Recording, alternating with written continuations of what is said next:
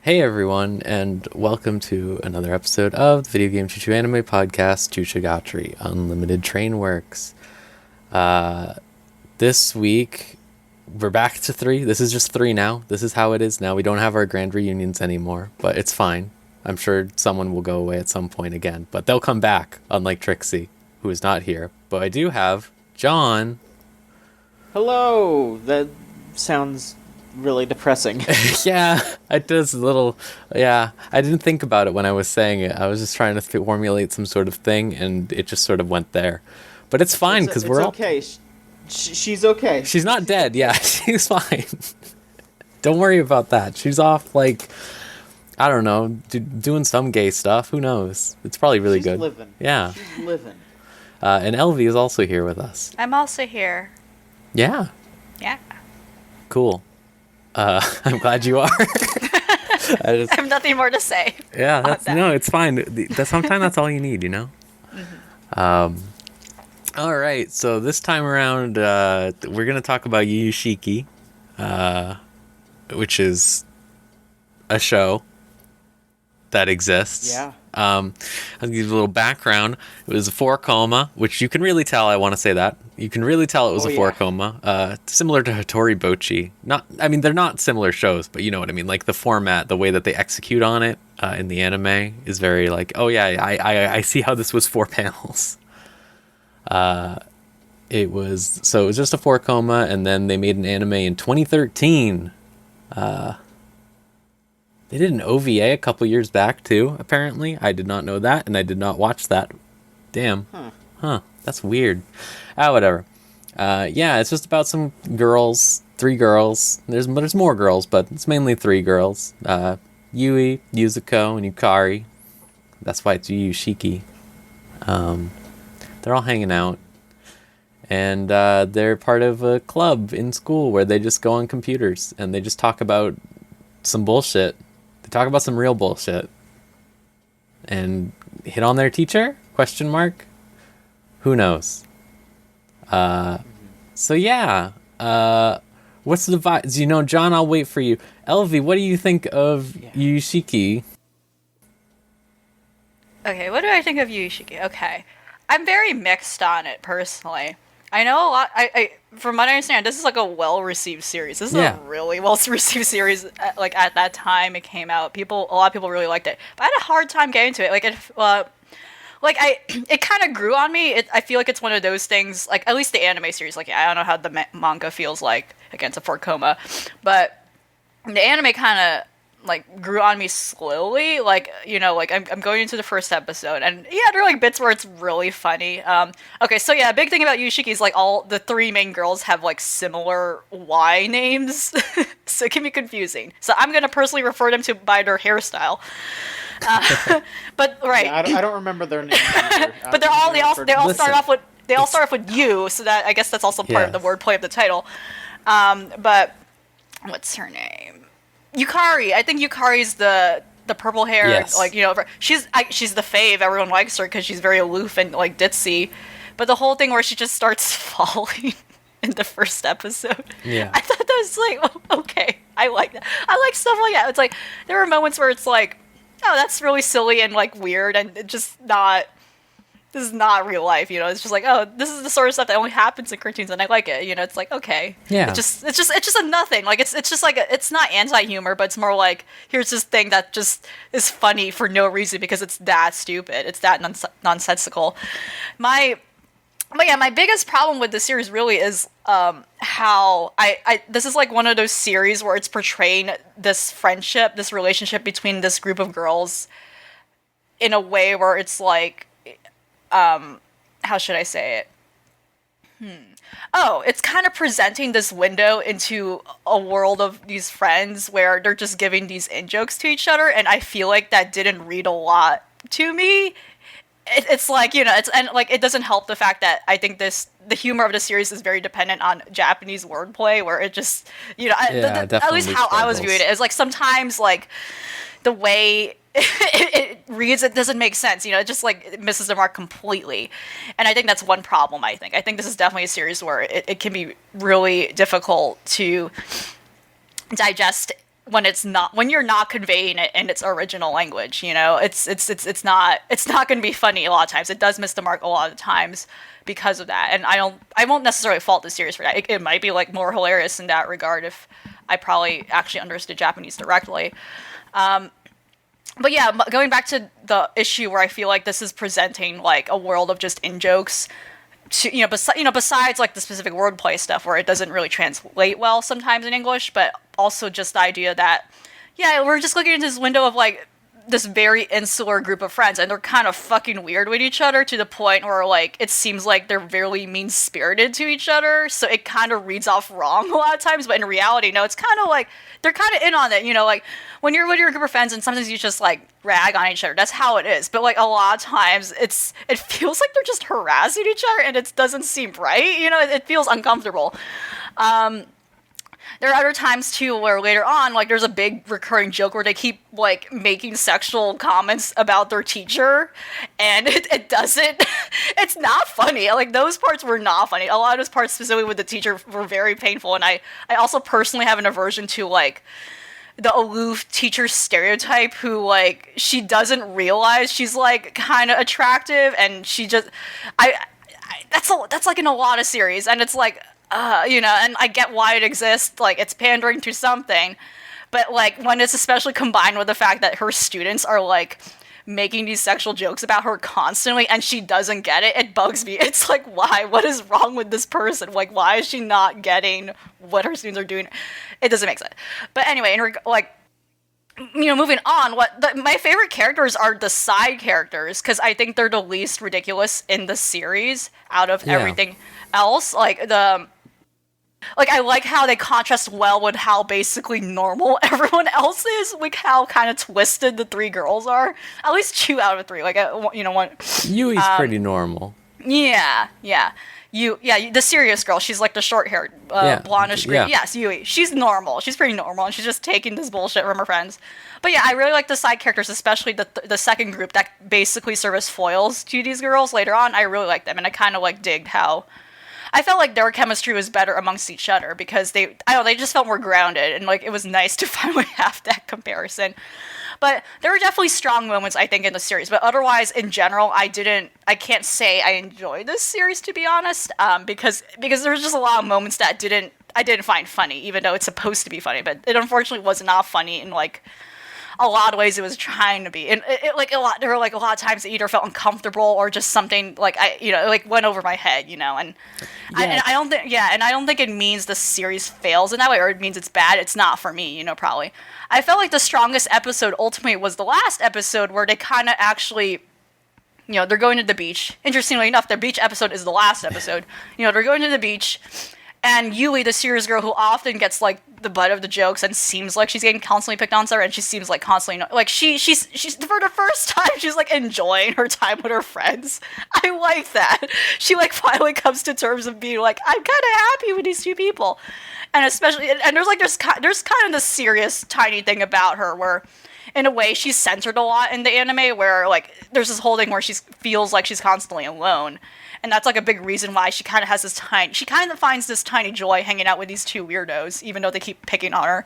But I like the last episode for that reason, because it kind of finally shows that there is some sort of, like, momentum and, like, real chemistry across the three where it doesn't feel like it's, like, one-sided or purely just for a gag, Like, it felt like a full episode in that way. Like, they're spending time with each other and then they're just moving on to the next year to who knows what happens. But overall, this was a series not for me, but I don't think it's a bad series. A lot of people do like this series, but it's not. This wasn't my personal fave.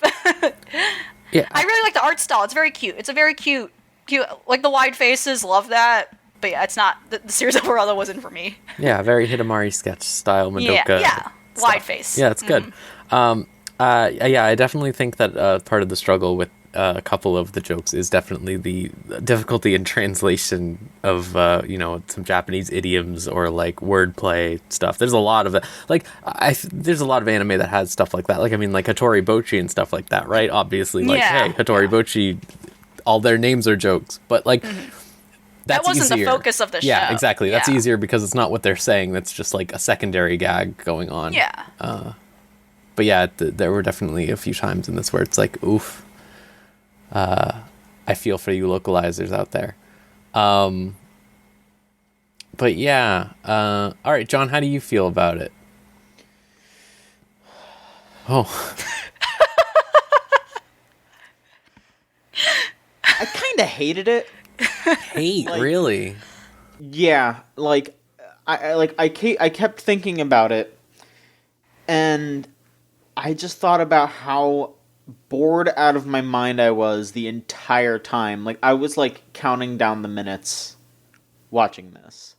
Like, oh my god, when is this going to be over kind of shit.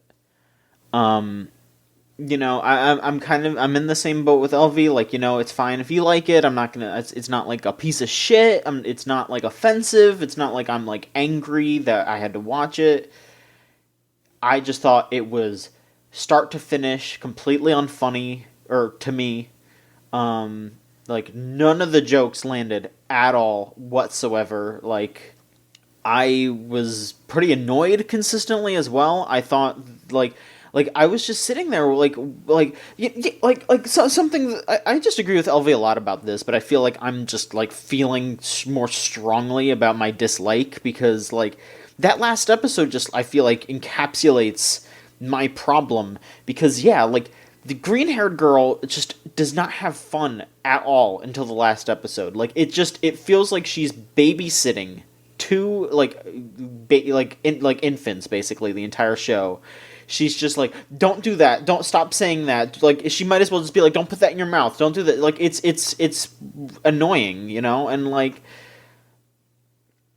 I don't know. Like there's a dynamic there that I guess I don't get, but it's just, it's so bizarre. It's so bizarre and I can't get into it at all. Like, you know, like LV talked about the other three girls. I didn't like them either, because their whole thing is just, like, they come out of nowhere, like, halfway through, and I feel like the show just, like, expects you to think, like, their dynamic is interesting compared to the main cast, because they, like, are also a trio of girls who are, like, in some kind of, like, friendship thing, and they're, you know, like, it's so fucking weird, because, like, there's just moments where, like, these girls, like, come out of nowhere, and then they're like, oh, she's my property.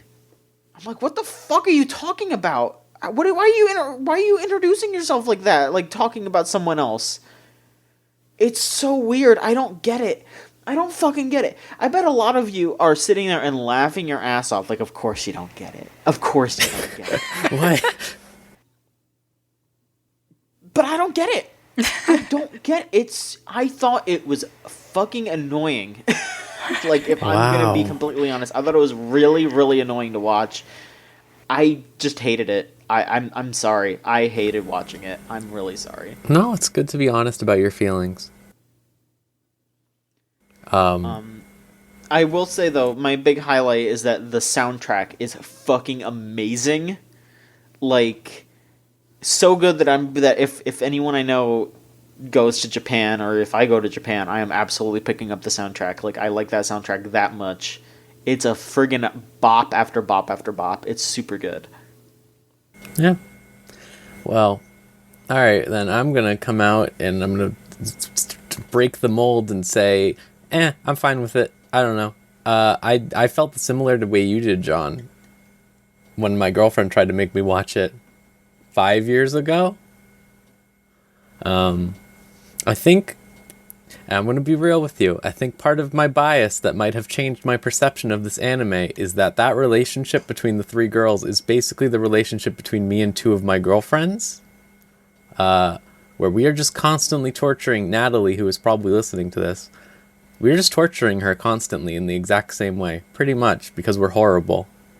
And we just do all the Stop same doing jokes. that to No, her. she loves it. She eats it up. She loves it. Why? I don't know. But we're just like, we'll just say like complete nonsense or whatever. Like, I could show you like an excerpt from like a group chat and you'd just be like, what the fuck? I'm good. Yeah. You'd hate it. You would hate it. It's like the anime. It's the same. Like we're just like I'll just be like, oh, Natalie's stinky or something. I'll be like, yeah, damn, it's true. Horrible. Absolutely horrible. And Natalie'd be like, I'm not. I'm nice. And everyone go, no, ugh, PU or whatever. Like we'll just do that. Like all the time. So I appreciated this more on my... I wouldn't even say it's a rewatch. I rewatched like the first 5 episodes because, like I said, like 6 years ago, my girlfriend was trying to get me to watch it. I was like, no, I don't like this. This is boring. Ugh. And I was just like, oh, that's fine. I watched it much easier. I think I've been sort of mind broke by a lot of anime now that my standards have dropped significantly. I'm going to... That sounds like a little insulting, and I don't mean it towards that, but I think that's what's happened. Because, like, definitely, like, I remember, like, years ago being like, oh, I can't watch K-On! It's boring. Oh, I can't do this. And now I'm just like, yeah, fuck it, sure. It's not Shield Hero. Yeah, I don't know. I feel like there's definitely problems with a lot of the joke, and I definitely understand why you would think it's mean-spirited, John. Because it's not even that it's mean-spirited. It's just, like, annoying. Like I don't think they're being like too cruel or anything like that, because like I like Kill Me Baby, and like fucking Sonya's like threatening to murder, like yeah. it's like that doesn't really bother me. It's just like it's the framing. It's that the two of them are like constantly doing this like annoying kind of bothery thing, and then the main girl is just like. She doesn't reciprocate at all. She seems upset. That's what I was going to say is the problem with it, is that they don't show you enough of her being, like, chill. Exactly. Like during the last episode, she was, like, there was more playing around. There was more reciprocation. And it was like, yeah, like, this is just a believable relationship between these three. Like, I would believe that they are in this kind of relationship together, where they're playing around with each other, they're having a good time, they're having fun conversations. For the rest of the show, it's just her being fucking, like, pissed that she has to be there, basically. Like, she's taking care of these two, instead of, like, being in a fucking relationship with them. Like, it's just... It just seems really, like, off-putting. Yeah. Like I don't think it's like problematic. I just watching it just kind of made me feel miserable. I feel like they definitely should have, like, I don't even think particularly they should have gone like with a different angle for the show or anything. I think they could have just used like maybe like 2 or 3 times throughout the show where she's just like visibly having a good time. I think I think that would have worked wonders with it. Like, even during the beach episode, they're, like, negging her to go to the beach for, like, 15 minutes before she goes. Like, yeah, like, I mean, I feel like they're, like, trying to show that she's just, like, being a little too high-strung, and then she actually goes and she has a good time. But, like, in the context of the rest of the show, it's, like, they're fucking, like, nonstop being like, go to the beach, go to the beach, go to the beach. It's like, fuck, like, Jesus Christ. Like, let her just be. If she doesn't want to go to the fucking beach, she doesn't want to go to the fucking beach. But maybe I feel like maybe that's just another part of it, though, is that because of like how she is, like she can't be true to her own emotions and such like that. But I definitely agree that there's a better way. Yeah, then I wish that they would present that in the context of the show. Like if there was some kind of moment in the text of the show of them saying, like, or her, like, questioning, like, maybe I'm not honest with myself, maybe they bring something out of me that's something that I'm keeping hidden, or, like, anything like that. Just, there's no, like, humanization to it, and it just feels like a fucking, like, Looney Tunes skit the whole time. And the only time we really see that happen, I feel like, is when she's in the nurse's office, and she's asleep, and then she's like wakes up alone, and you have this weird moment in all of this series where there's like actually like subtext, and she like and she like turns to the currents, and then the 2 friends come in, and she like there's a suggestion she's like happy to see them, like she was definitely afraid of like being alone like in that moment, and she has this moment of vulnerability, but we don't otherwise see that carry throughout the series. And from that scene alone, and like how the last episode too also works, like, she's also, again, like I've said, it feels like she's centered. She's the one we're kind of in the perspective of where, she's just taking in all the stuff. And I think that's also a second problem, besides the fact that the framing of how these things are is a problem, but also we don't see enough of, we don't see more, we see a lot two-dimensionally with her because of that. We're like, okay. But we don't see enough two-dimensionality with the other two girls, where they just come off as, like, this very surface, like, yeah, annoying friends. Like, we have that one moment where Yukari, again, she's the long-haired one, the long-haired, purple-haired one, and she has, there was that one, I forgot what episode it was, but where she talks about her brother and how she really loves her brother. And, like, the brother's, like, mentioned, when she goes on vacation. And how she just really wants to help her family. And then, like, ultimately her end goal in wanting to grow up and, like, finishing school, she's like, I just want to go back and help my family. And, like, that's, like, wow. Like, that's, like, the one serious thing that comes out of her at that point. But otherwise, she's just, like, an aloof gag, She's just like, oh, she's constantly ditzy, or she's constantly out of it. But we don't see that balance of, like, the girls having more personality and then being this constant, like, cycle of gags that, like, your biggest issue was being that, yeah, it's just constant. It's just never ending. It's like a barrage. So, if they had more of that, I think that would have added, like, a good balance, I think. But otherwise, yeah, it seems very one-sided to the yeah. And like, I'm not asking for it to become, like, a dramatic show. I don't Right. think that they need to, like, fully humanize these characters, because it's a gag thing. It's just a bunch of gags. But, like, I just think at a certain point when you have these characters acting like this, it's just like, because like even, like, for example, Rose, you're talking about your relationship with your girlfriends, like, I'm sure that, like, when you're not teasing each other, you have plenty of other, like, emotions, you have plenty of other interactions with them that aren't doing that. Like, I know you're gonna be like, oh, I don't know, but, like, for real, like, I don't know what you're talking about.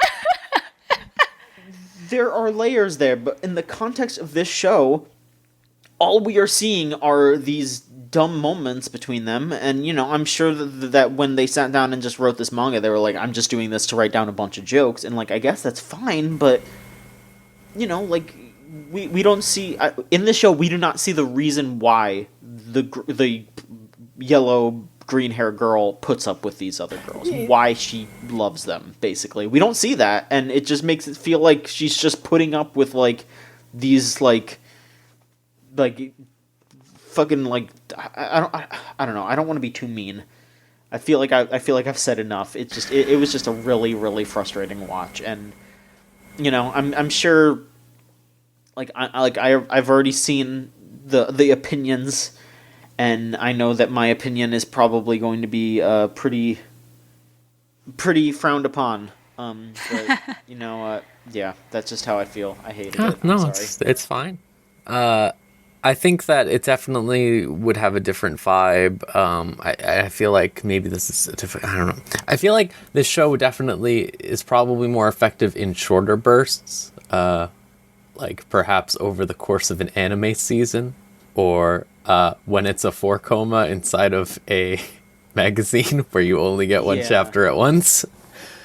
But I feel like I'm the most positive on it. Probably I really didn't have any particular issue with it this time, when I was expecting to be like sleeping through this like the whole time. But no, I mean, the soundtrack's pretty nice and chill, so I was like actually like maybe a little sleepy, but eh. There was a song that kicked in, like, right when they were going to the beach, that I literally, like, I was by myself in my room, and as soon as it started, I went, ooh, and I, like, went onto YouTube to just listen to it by itself. Like, it was so good. No, it's a great soundtrack. But yeah, any other further thoughts, or do we want to go to opinions? I think it's kind of interesting that we didn't really tackle the, like, I guess not even the main thrust of the show, just, like, how they have, like, these segments where they go on Google and just Google shit. Oh, yeah, sure. On it. I mean, it's just and, like, shit posting. That's what the whole bit is. It's really incredible. Yeah, those are the parts that I enjoy the most, because that there is more of just, like, a fun aspect where they're all participating, where they're all just throwing dumb shit in the mix. Yeah, it's very it has the vibe of, like, when an anime has, like, a weird, like, 2-minute segment at the end that's just random bullshit. You know what I'm talking about, or whatever? Yeah. Like, well, you haven't watched Hunter x Hunter, so I can't say Huncyclopedia, but something like that. Like where they just I mean, like for something that we're gonna talk about later, like whenever at the end of Iruma-kun, they always have that like kind of like crayon drawing part where they just have like another gag or two at the end. it's becoming more popular recently. I've noticed. Yeah. It's like or like they're doing like a little lesson if the show is based on like if it's like a sports anime or something like really based in reality, like they do like a little here's a fact thing. And I think we owe it to sports anime. I think like sports anime really started that. what about Kimono Friends? Hello. Oh. They talk to between the PPP and yeah.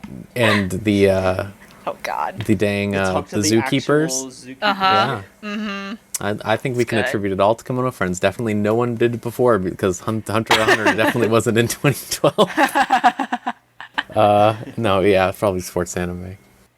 My favorite skit in Yu Yu Shikiro is when they put the wrestler mask on the whiteboard and then they just draw the body That was from pretty the good, corner. yeah. That was pretty strong. That was Yeah, pretty and good. then And they're like, the teacher's like, oh, like the bathtub used to floor. It's like, what the fuck? That was pretty good. It just kept going. Just like, I wish it stayed that way.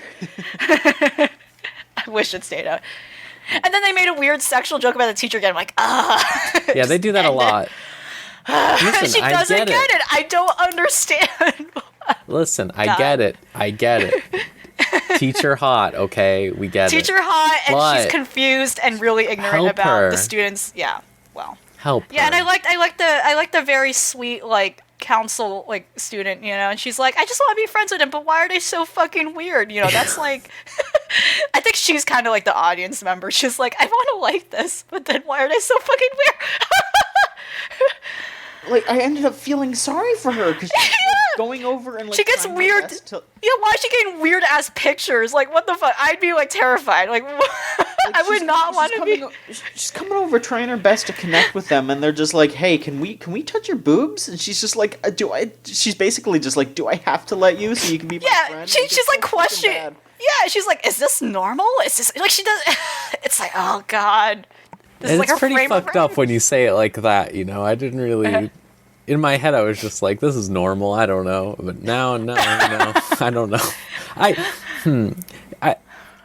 It's really something that struck me rewatching this is that I think that like so much anime that is about girls or whatever in like the last 3 years or so has just like ripped off a ton of shit from this show. If I'm being honest with Yeah. you, like there was this like that's basically exactly what happened in that Wasteful Days show we were watching with a was it Chiho? Chiho's the girl who wants to be friends, right? Yeah, I think so. Yeah, So like that they literally just took that like whole bit like wholesale and put it into the Wasteful Days of High School. Like it's exactly the same because like those 3 girls are fucked up or whatever, and there's one normal one, and she wants to be friends with the normal one or whatever, but the other 2 are just so fucked up that she's like, "What's going on?" And it's like they just fucking took that, you know, like. And there's a couple others like I could say, but like it's really fucked up. I don't know what else to say. Yeah, the computer bits are strong. I kind of wish there were maybe if they broke it up more with those bits, like maybe they had like because it was just 1 per episode mostly, right? Sometimes there was 2. which is wild because the premise that the show is like constantly, it's like, oh yeah, the girls are just like now taking over this computer club because they can, and it was dying anyway. There's no members, and that's the whole like premise that they're doing weird shit. Just shit posting basically in the computer room because like no one else is like in this club, so it's just all of them really. So, but yet that's not the major focus. Interestingly enough, at least how the anime focused on. Yeah. I don't know how the manga like focuses on it. Well, but, the like, manga's it's still not, going. Yeah, would just like, oh, okay. Which I can't imagine what else. To be honest, What it's like, more what is there to say? I mean, How there's many a lot- jokes? A lot of jokes. There's a lot of things you can type into Google. Right, you're right. And there's a lot of times that you can ask to squeeze your friend's boobs, I guess. The random article game on Wikipedia, Yeah. rife with a lot of stuff. All right. Should we read the opinions? Yeah, go for it. All right. If you want to send in your opinions about what we are watching or what you're just watching in general, go to videogamechoochoo.tumblr.com/ask, and you'll sound like these fine folks right here. Gregory Zero says, Loved rewatching Yu Yu Shiki again. Honestly, hard to believe it's 6 years old. Yeah, that's true. Yeah, it's pretty old. The jokes are still funny, and the detail in the animation feels like a breath of fresh air for the smaller tier, no-name kind of show that it is. And then he asks a question here. What character did y'all find to be your favorite? Fumi still has a place in my heart despite hardly being in the show, with her savage quips and aloof awareness making her really stand out. First off, I do not know who Fumi is. Fumi's one of Chiho's people, right? Yeah. I believe so. She's the, she's not the... Okay. Because there's the two brunette girls. I think I mixed up their names. Which is the... No, I think Fumi's There's the Fumi short-haired and Kay. one. Is Fumi the short-haired one? That was the part where I can't help you. Yeah. I know all the because three the main ones. other friend group, they're all like normal hair color, like brunette hair. And I've googled it. Okay, Fumi's the one with the short hair. Yeah, she's Okay. the short-haired one. Yeah, she's the mean one. Yeah. Mean And then the in fucked up one is particular. Kay. The fucked up one is Kay, who's like weird and possessive. She's yeah. very horny, yeah. Yeah, she's the one who said, "This is my property." Yeah, over Chio. Yes, I like Chio. I really love Chio because she's normal, and I want her to succeed. But I don't know if she can find success by In this world. becoming friends. Yes. Yeah.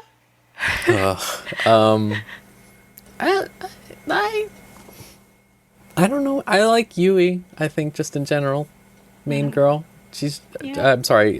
Yeah, Yui. Yeah, I almost said Yeah. Yukari. No, Yukari's the purple hair one. Yukari is like the one She's everyone likes. fucking crazy. She's off the Yeah. charts. She's the craziest one, honestly. The pink one's out of her mind, but it's really right. She's Yukari is terrifying. fucking crazy. She needs to be put away, I think, and calm down. Yeah, but I like Yui the most, probably. I do like Yukari, to be honest. I feel like Yukari.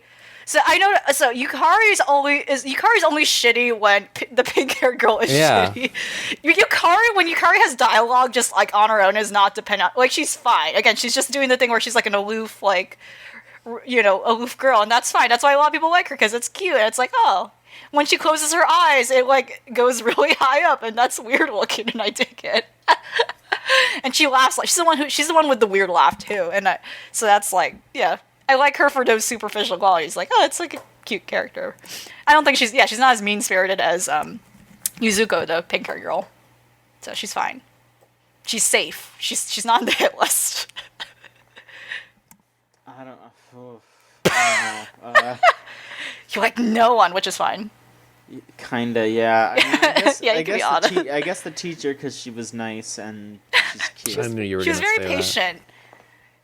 Yeah, she's nice and she's cute. I'll just go with Yeah. that. So there you go. I'm sorry. She's all right, so let's see. patient. Yeah, so we do have a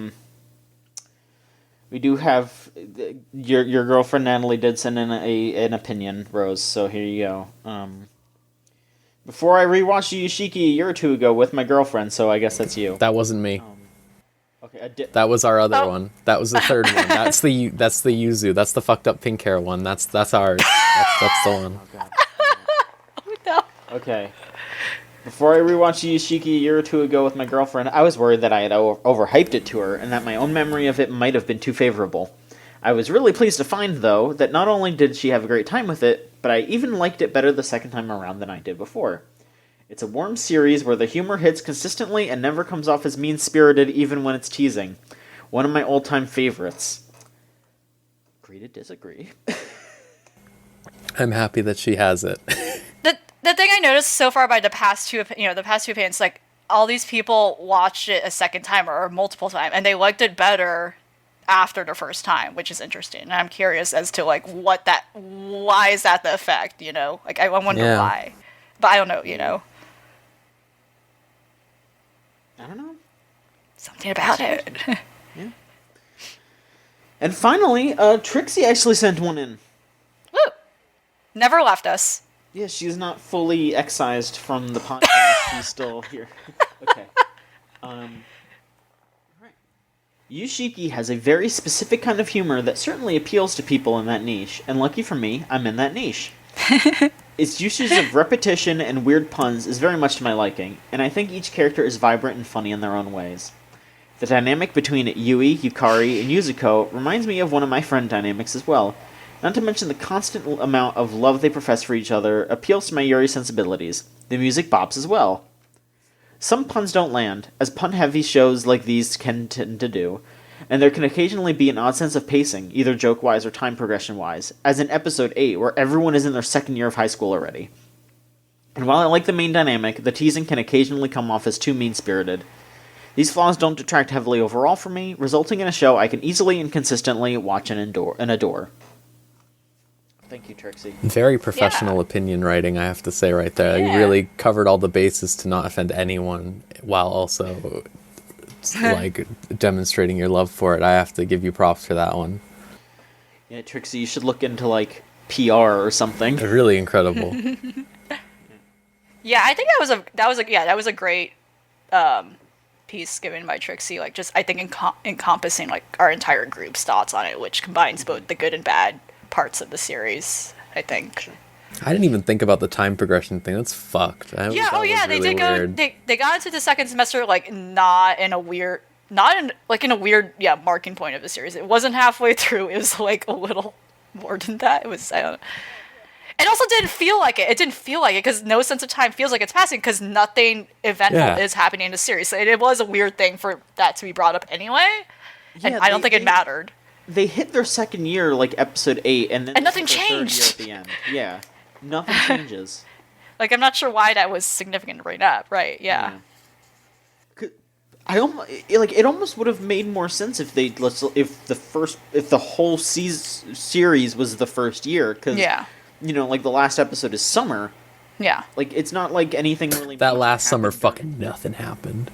Yeah, I guess so. Yeah, I mean, like they went over to the green-haired girl's house like once or twice, and that's it. Yeah, it makes more sense if it ended that way because the last episode was obviously like a bookend where it was mirroring the first episode, and then Yui's like a little more optimistic about going to school now. Like something about that beach day episode may change her life in a dramatic way, even though it was no different than whatever. But yeah. Yeah, it was a weird decision. I can't imagine if that manga is still going to this day, then does that mean that like the first like 2 years of high school were like the first like But the second one is the rest of your life, yeah. Yeah, like the first like 3 volumes was the first 2 years of high school, and then like ever since then it's just been year 3 and it just hasn't stopped. It's endless 8.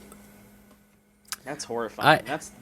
It looks like there's 10 volumes, so like it's like that's like a nice relaxed pace for this. Like, like one comes out per year. Like, okay, that's cool. They weren't that.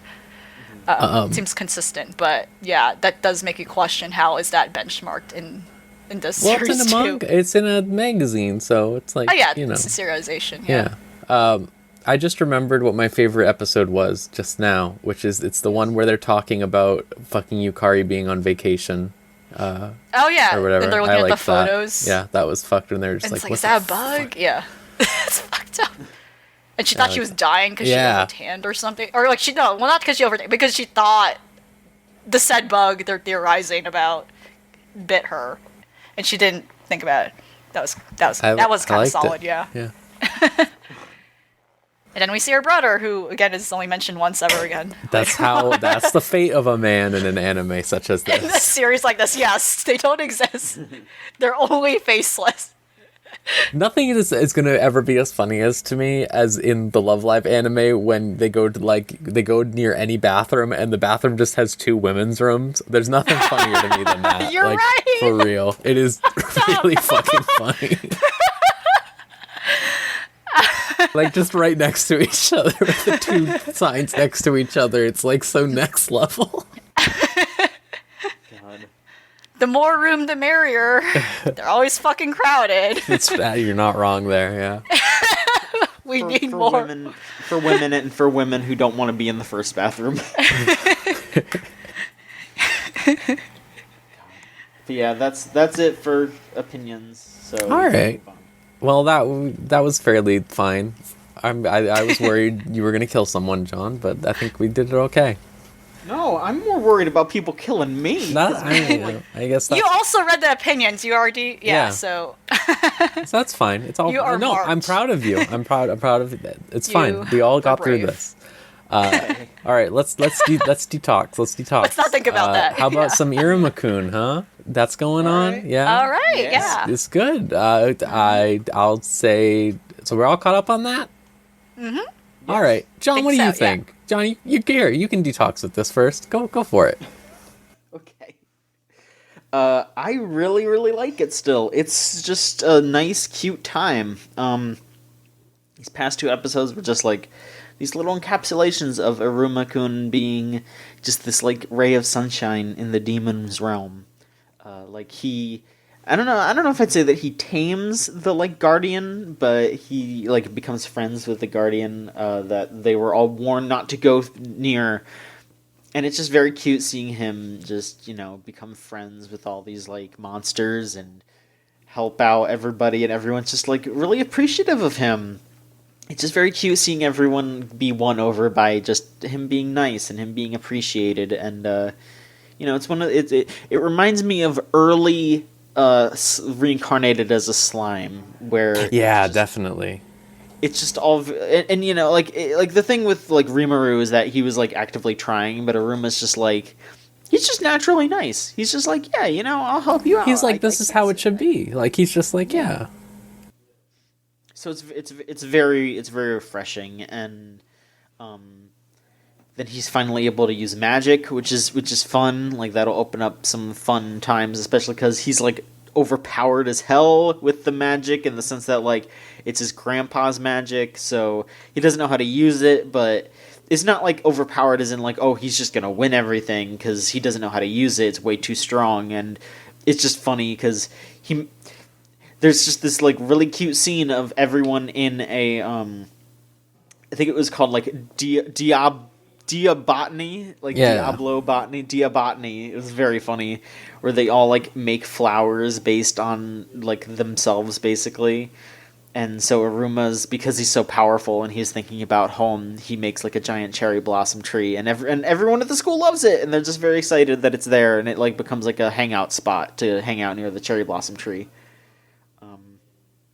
There's just all these cute scenes. It's just a bunch of these like cute scenes of these cute characters interacting.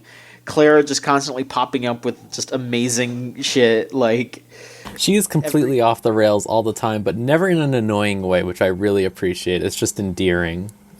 Yeah, because we talked about it before. It's very easy for a character like that to become like unbearable, but I really don't think she has it all. They thread that needle just perfectly.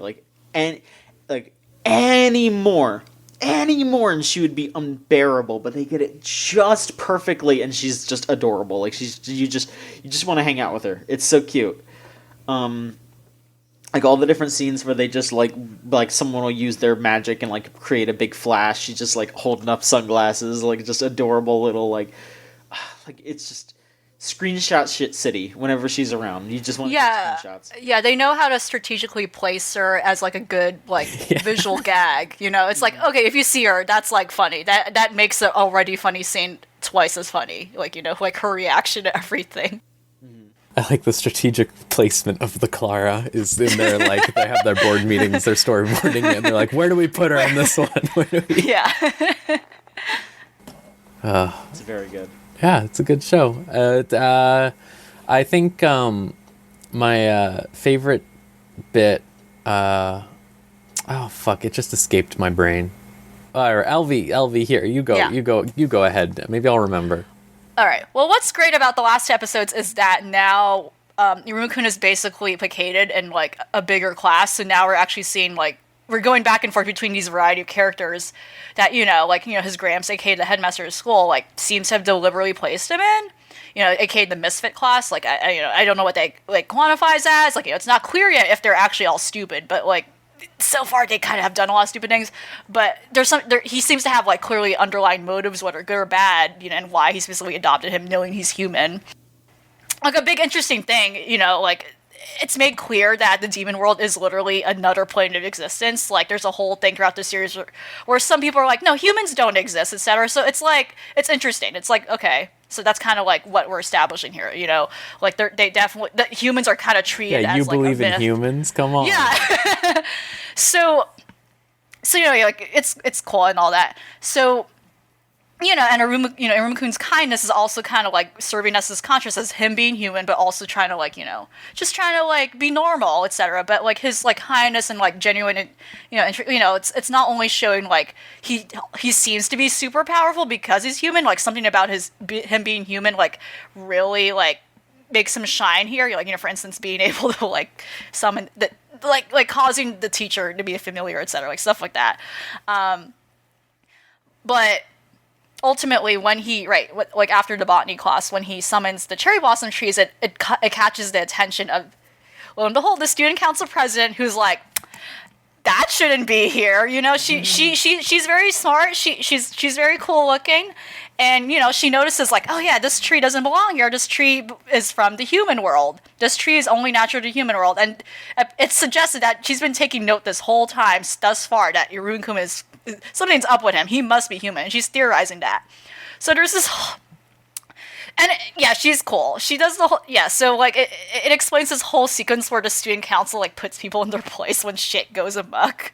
And there's this whole thing She where randomly she just kicks that wall. She fucking kicks, like, she kicks the wall. She's very scary. Scary and cool. Like, she's wearing these high heels. Yeah, don't fuck around her. Very. But ultimately, she, you know, she's like, I gotta research more. I forgot exactly, but she has access to this library or something. Like, her family kind of has, like, access to certain secret knowledge, etc., about humans and theorizing the existence of humans and, like, how humans and demons, like, make pacts, etc. And she accesses a secret library, and, like, one of the books she pulls up is just a shoujo manga.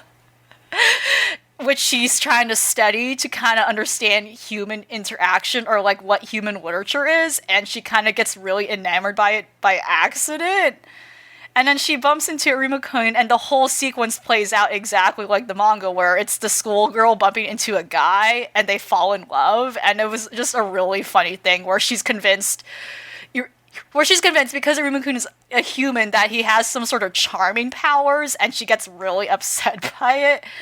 And it seems like the preview in the next episode is suggesting that this might be a recurring thing where she kind of likes him, and that's kind of interesting. But, like, the misunderstanding, like, jokes in the series is really funny. And I know that whole sequence where she is reading the manga is just, oh yeah, she says the whole thing where, like, because it's Japanese, they're demons, they don't understand Japanese.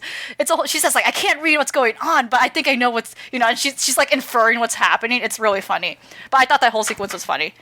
She seems to be a great character so far, so we're gonna see what she does, basically. Yeah, the thing that I liked about her specifically is that her, like, characterization of, like, specifically, like, her being introduces the notion that, like, nobody fucking knows what humans are really at the school, Yeah. which recontextualizes the nature of, like, their school anthem, where they're just saying, like, oh, humans are our food, blah blah blah, or whatever, Yeah. where they're like, but, like, none of them actually know it, they're just doing it because of whatever. And I Right. think that adds a whole new layer onto, like, what these characters are like and stuff like that. Like, they're not actually like probably twisted or would actually probably ever kill a person. I don't think. I think they are just, like, really stupid, and they're just caught in the ways of their society, which has been inherently, like, based off of, like, these past generations, like, warlike stuff. Maybe I don't necessarily know, like, where we'll go from there, but I really like that new dynamic added onto it.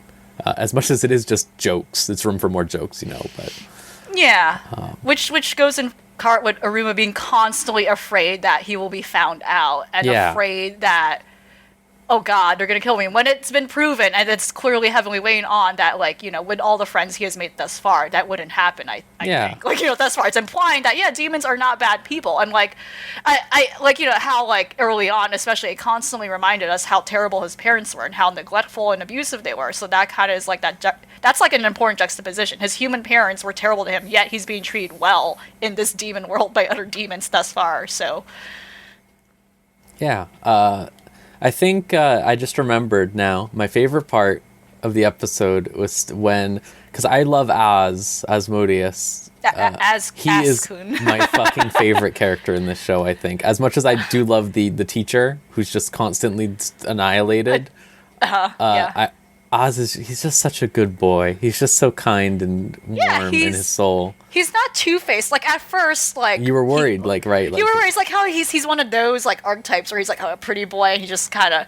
Like, especially where they, they describe him as, like, one of the popular students, and you're like, oh, he might be one of those. But in reality, he's, like, a genuinely good person. Yeah. He's genuinely charitable. So he deserves that reputation. It's not because he's, like, only surface princely. He actually is kind of princely. And my favorite part of the episode was when Iruma was, like, all, like, worried about whatever. I forget what it was. I don't know if it was the ring or something, but he was worried in class or whatever when they were doing the roll call. And then he just, like, goes, like, Iruma-san or whatever. And then he just turns around and he's holding Clara up into the air or whatever in front of him or whatever. Like, entertain him, this little creature. Like, come on, you have to cheer him up. Sure, he's okay. He looks sad. And she just, like, climbs on his back or whatever instead and is like, yes. It's just like, they're just very funny. They're very cute as opposed to, like, feeling like, like I said with Clara, it's just very easy for, like, a character like Clara to be bad, but, like, as much as she, like, tortures him, he's, like, treating her like a person, like, he's not, like, just, like, he's just like, cut it out with that, you little creature or whatever, but it's not, like, mean or anything. It's just, like, that's what she wants to hear, She's going for it. Yeah, great show. I'm very happy with this one. I wasn't expecting to like it as much as I have been, like, going in at the beginning, but it's very nice. Okay, boo, boo, boo, boo. Oh, you know what's weird? Elvie, you stopped watching Ascendance of a Bookworm, right? Yeah? Yes. Yeah, I have. Okay. I'm not going to say much about it. I'm just going to say it's very weird. They got the voice actor who plays Dio from JoJo to be a traveling merchant man. Is the merchant, like, recurring, or is this, like, he seems like he's probably going to be back, yeah. Might be important. Okay, but yeah. So she started working basically with so that she could learn how to read from her guard captain. Her father's a guard captain, and she went there, and her father can't fucking do shit, but the guard captain, the other guard that's there, he knows how to read, he knows how to write, he's supposed to manage things, but obviously she has all her knowledge from her previous life, so she's just helping him, like, balance the books and stuff like that of, like, merchants and stuff like that, and she's learning how to read all the while. So she's, like, trying to organize with this merchant, like, oh, I can get this boyfriend that I have to be, like, a merchant or whatever when he goes for an apprenticeship or something like that, if I can figure it out. And it's like, it's still very slow and stuff like that. I appreciate kind of to a degree how it's taking its time with it. It's very strange, as we said originally, and just sort of seems like you get what it's going for immediately. But it's been fine.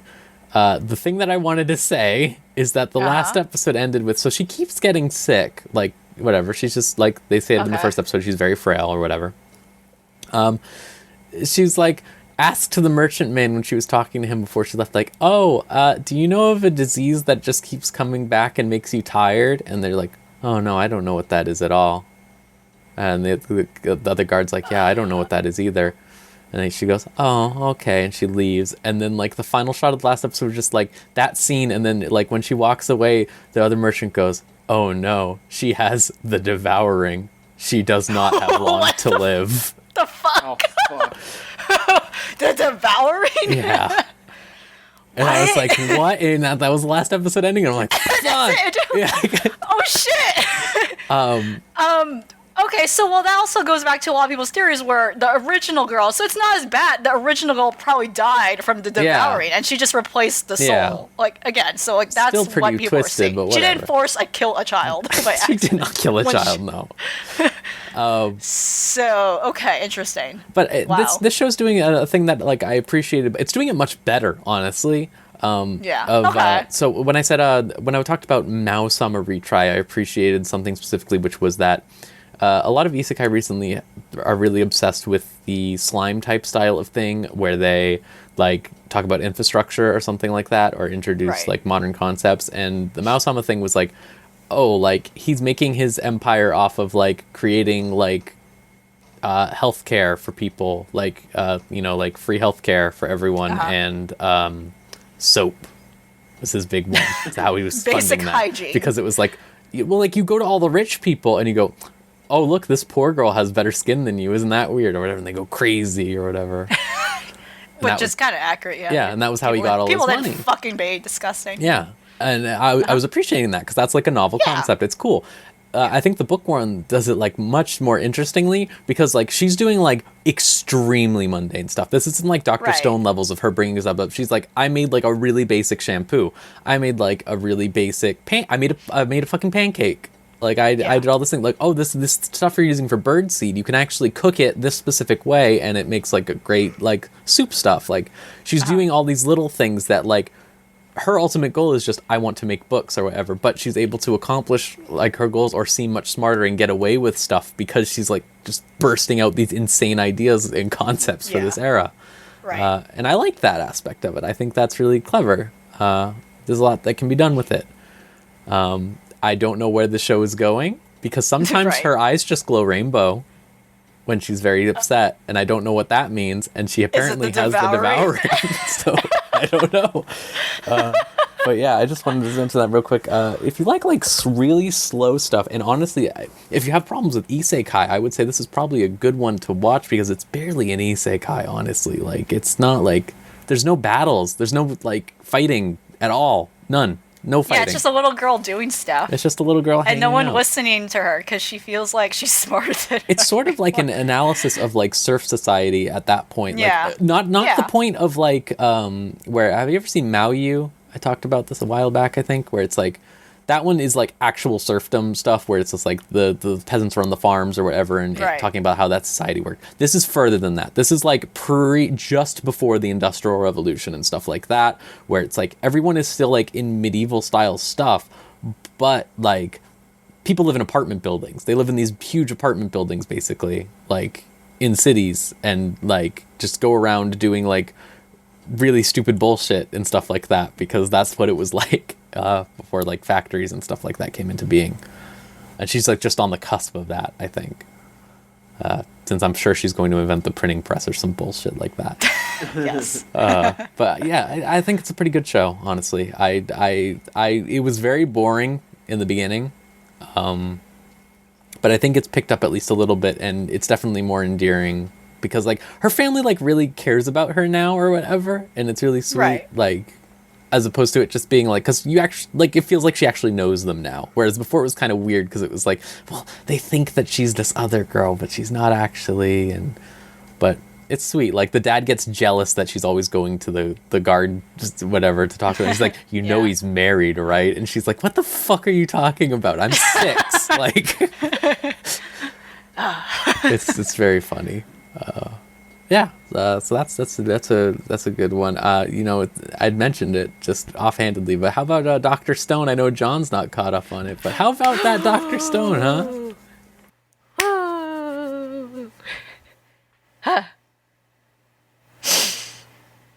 Yeah, that's how I feel. Yeah, just a lot of exhales. Okay. I can go into. Oh yeah, you want to go into? Okay, yeah, I'll go into it. So, I'll go into it explicitly. So after the whole sequence with explaining the origin of Ishigami Village and the original space troop that essentially crash landed into and founded this village to these people are their descendants. One of them being Senku's father, aka not really his father. Just to remind you, not really his biological dad, who founded this village. Man, what the fuck? Just to remind you, we got to keep reminding you this as the series has been. But after that whole sequence, everything seems fine in the village. Everyone's just chilling. They're having dinner by the fire, etc. And then Tsukasa finally comes back. They finally rebound back to what was the big threat in the beginning. A bunch of fucked up people, from repping from Tsukasa's army comes in, trying to invade the village. This Naruto ass motherfucker looking guy. named Hyoga. He has like silver hair. He's got a face mask for some reason. Something's up with his face. They haven't showed his face for some reason yet. It's probably fucked up. He approaches the village and he like beats up Kinro, aka one of the serious characters. He has to wear the glasses, etc. And there's this whole like annoying sequence where Kinro unfortunately is like hanging off the bridge, and then they're like, no, we can't save it. They can't. They had this whole like stretch out thing where like, no, we gotta cut off the bridge. We can't save it. They can like literally run. I don't know. It was not a big deal. But anyway, that whole thing like happens because like that whole thing like gets dealt with because Senku remembers, oh, we still have gunpowder. Let's pretend we still have guns to scare them off, and so they shoot whatever, and like the Tsukasa crew like retreats for that time period, and eventually they get over to Kinro, and yeah, he's just like mortally wounded in his he's just mortally wounded basically. One of the funniest parts in that episode is when Senku is like, oh, I got analgesic, and he just fucking throws it on like Kinru's body like an asshole. Like, I thought that was funny. And he's just fucking like dying miserably, and he keeps bleeding. But the next day he's like fine. He has a bandage on his stomach. And ultimately, it's just now like, oh yeah, Team Science. They're like, oh shoot, we're gonna now move forward and make guns. they're now like going full throttle to try to make like full on like industrial like weapons to kind of defend themselves essentially. And then like again, like they're attacked again. The village is attacked again, and this Sakasa's people comes again. And instead of guns, they end up making katanas. And then they're not using the katanas right, which kind of bothers me. But anyway, they basically make swords, and then they kind of do away with the whole thing. And yeah, that's essentially what happens in one of the episodes. It's like a back and forth between like, oh, Tsukasa's army is now a threat. We gotta now make weapons to defend ourselves, and they like have this whole dilemma about like what to do with the village, what to do about the children. So they keep mentioning that they have to protect the children. We only seen like 2 kids in this. Well, series there's also that weird 40-year-old man who looks like a child. Is he a child? I'm not sure. But at least the episodes thus far, like it really makes me like I wasn't really into Jen, the Danganronpa character, the magician, like it really, it's like he's like yeah, and like he really proves to be really like cool in like past episodes, honestly, because he's being really useful in terms of being like a double agent, but also like forwarding knowledge about like what he remembers about when he was when he was still like completely on Tsukasa's side. So now he's being super helpful, and it's like kind of cool. He's like really shining. And yeah, the next episode again, the past episodes just have been a back and forth between Tsukasa's army and the village, and then this other character comes in, who's also just twisted. She's like very pink. I don't know what's going on with her. She's kind of creepy, and she's basically, I don't know, like my best way to describe her is that I don't know, she's like super athletic as well, and I don't know how to describe her. She's just fucked up too. They're all fucked up. But but it's just the past episodes just having a back and forth between like defending the village and being down and like and the episode like concludes with them saying, we're gonna have a great advantage if we like reinvent the cell phone, which is kind of wild. Oh, and they finally go back and reference the 2 friends that we have lost in the beginning, saying, oh yeah, the group is like, oh shit, this is like really bad now. Like they keep coming back. We're depleting resources, etc. And then Senku's like, we're gonna invent the cell phone. This is gonna help a lot if we have someone on the inside. Wink, wink. But people are like, that doesn't make sense. Jen is here now, but don't forget the 2 characters we forgot some episodes ago. They're still there. Taiju and Yuzuriya. They're still there. Yet they haven't shown them at all these past 2 episodes. They just keep showing that one shot. The one shot, which is in the opening. Yeah. But yeah, so they're kind of like jumping headfirst into like, we're gonna fucking invent like these high industrial like tech and weapons now to kind of defend ourselves. And yeah, it's kind of twisted because besides like Tsukasa having like a fucked up like really extreme sense of like godhood and like decide his problem being like just getting to decide who lives or who dies, right? And that's kind of like what his problem is. And, he's kind of like framed as a villain because of that. But like otherwise, we see a glimpse in we kind of see a glimpse when Jen was still on their side. We see a glimpse of like what their group is like, what the town of like Tsukasa is like, and they're like pretty peaceful. They're chilling. They're just like very communal. Like it's like it looks like one of those it's presented as one of those communal utopias, etc. Nothing bad happening. One of the characters is just kind of living her life chilling, and she's like like if before my life this way, like she struggled a lot, etc. And everyone's pretty happy. Like it presents them as like they're pretty content with their lives, not dealing with the potential ramifications if they decide to revive like adults who they believe might be bad and might ruin things for everyone, etc. Besides this like back and forth violence and them wanting to like get control of like team science, etc. Like they're kind of presented as okay, like not like hideously evil. So that's kind of like weird because I don't know, like I feel like they don't really it's like okay, that's not bad. Like why should I? It kind of presents them like better in a way, and that's kind of weird. So I don't know. It's like I don't know what the creator's intentions are in terms of presenting like who we should be cheering on, but that was a little odd in my opinion. But yeah, like the series is kind of getting a little more action focused, but I don't know how far they're gonna go with it because it wasn't that way before. But we're gonna see, and maybe finally Taiju and the girl will finally come back. Who knows? But hell no. We're just gonna keep forgetting. We're gonna keep mentioning them and never show them. I think that's what they're gonna. They're dead. Yeah. But yeah, that's what's happened. I like. I think it's really bizarre how. I really worry about this author's politics. I think if I'm going into it, like based you're right. on like specifically how they like the way that they had like Gen talk about Tsukasa was like really weird to me because like so Tsukasa's ideology is good and so are the people who aren't Fist of the North Star characters that he's revived for some reason. Right. Like they're basically like like the old people like really fucked up the world and like why should we let them come back and fuck it up again or try to like demand that we like work for them or something, etc., etc.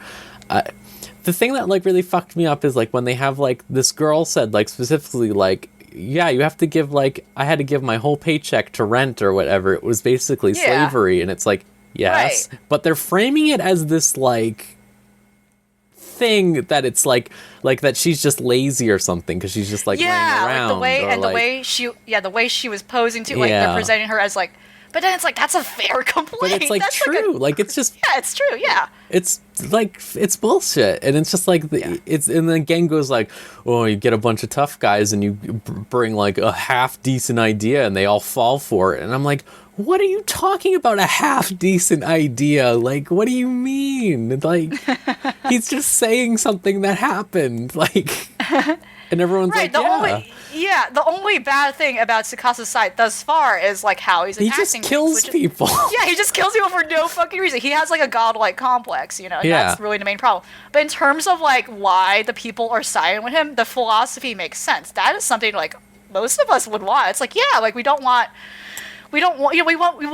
that utopian world where like we are not oppressed by like kind of those constraints, and it makes sense why they're going that direction. But it's like ultimately their biggest issue is that they just want to kill people. Yeah. And then like again, why are these people that are high schoolers look like that? They don't. Well, because they're primate high schoolers, as the other dude fucking says out of nowhere and acts like that's a fucking normal thing to say. That's like a genre of a high schooler. Yeah, like that's just like it's a category. Yeah. Makes no sense. Why did that one kid know how to use a spear really good? The fuck's that? Like a spear? The Naruto, like, fucking, like... a sword I would buy. And his face might be fucked up, yeah. His face is fucked up for some reason. We don't know why. Yeah. It's because he's, like, fucking a Danganronpa character or something. I don't know. Half of the cast is, really. Yeah. God. It's just, like... I worry going forward about what the fuck they're even trying to get at, or like what is the conclusion? What is going to be the ideal? So it's curious. So bizarre. like looking forward into some spoilers, which I did. I am like, when I see like the future of what will happen, but maybe it'll be not bad. Who knows? One other thing I took umbrage with is that Senku said we're going to reinvent the cell phone, when what he meant is we're going to do radio, right? Yeah. Like, why? Right. Like walkie-talkies, yeah, inherently. Yeah, like, when he first said the smartphone thing, I was like, the fuck are you talking about? You can't do that. Like, what the hell is wrong with you? And it's like, no, like, he means radio. And it's like, why didn't you fucking say radio? Radio's cool in its own right, dude. Like, what? It feels like it was written by a boomer, like, or something. Like, it feels like that, but I know it's not. I know it's probably written by, like, a 20-something-year-old or something, but it really feels like, from the way that, like, they're like, the kids only know about the Pokemon Go or something, you know, like that or whatever. But, like, then, like, he says stuff like Monster Hunter, or he pulls out references like that, and it's like, what are you? What are you, half-boomer creature? I don't... No, the creator is in his 40s. I think. Oh, he yeah? does fit Okay, that explains a lot, then. That explains quite a bit. That explains quite a bit. I can't imagine like a recent Japanese creative like in their 20s conceiving something like Dr. Sin, to be honest, because of like some of the stuff that has happened thus far. Not because they can't, but because of some of the ideas in it that we're kind of seeing now, right? You know, not the premise, not the concept, but just how it's progressing. I feel like, right? It's just, there's some things about it I feel like it's coming from an older generation state of mind in a way.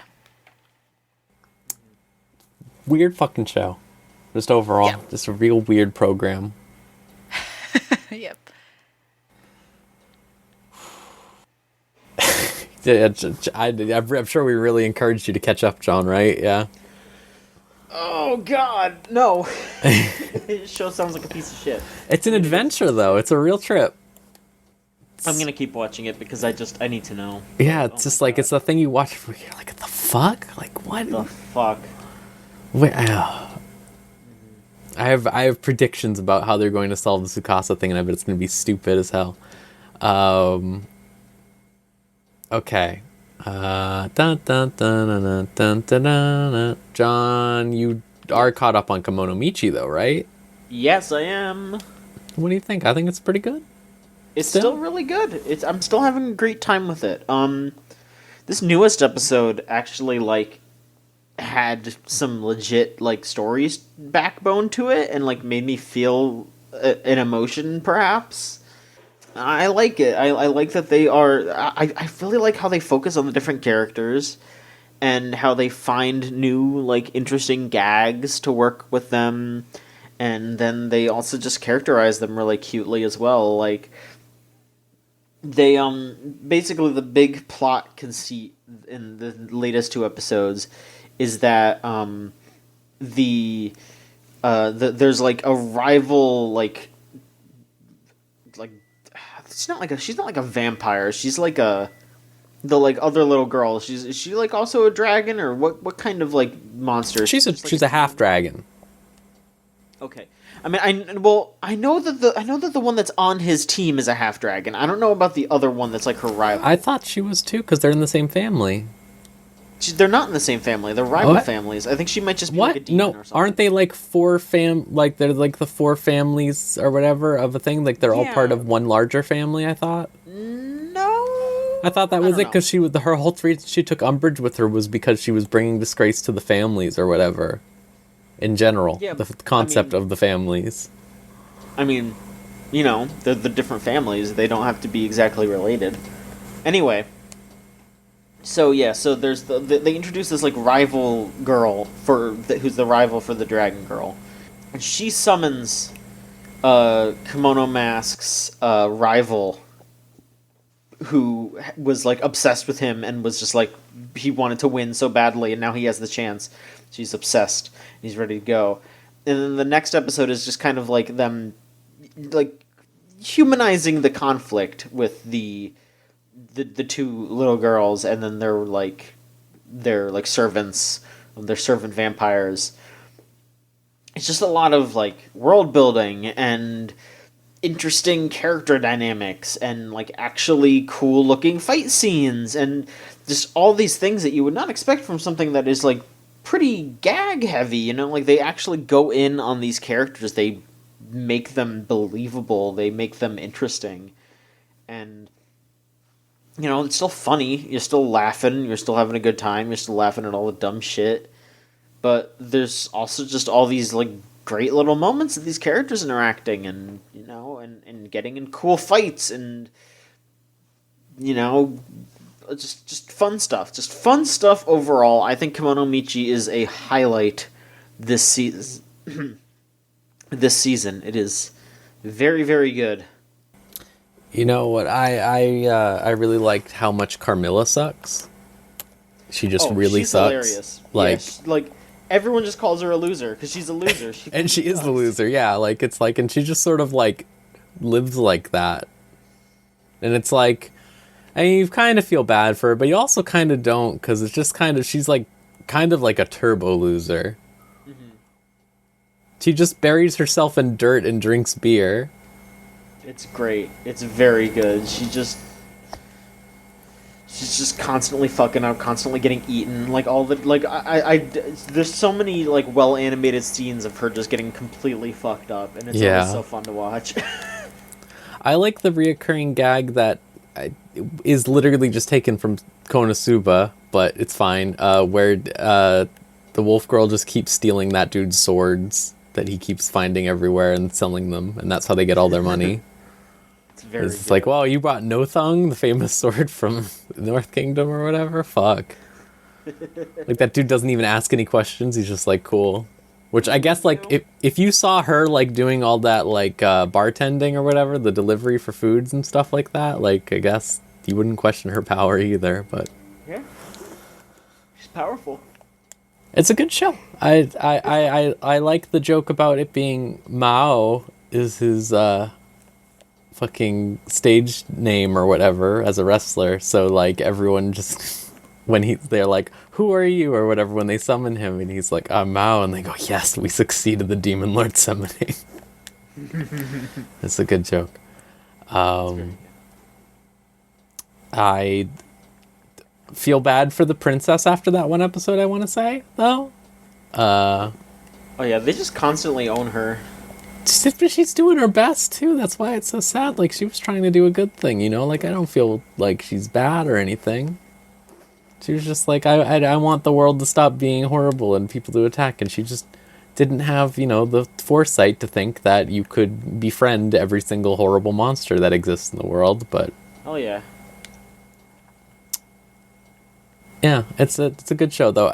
It does just strike me how much it is just Konosuba but better. Like, it really is. Yeah, I'm glad because I like Konosuba. It has so many issues, you know. It's nice to have one that doesn't have any issues. You know what has issues though is Overcautious Hero. I know I keep saying this every single time. So now it's settled a little bit. It's very like what they're trying to do is they're trying to tell the story of this guy is twisted and he's really messed up, but they're trying to play him being messed up as jokes further as the series has gone on more and more. But the problem is he's too mean, and it's not funny, I don't think. Like, he's just horrible. Like, they always show that, like, it has this issue where they're trying to display like how insane it is that he's like this. They're trying to portray that joke, right, of that game player, the person who plays RPGs and buys every item and stuff like that, you know, or whatever.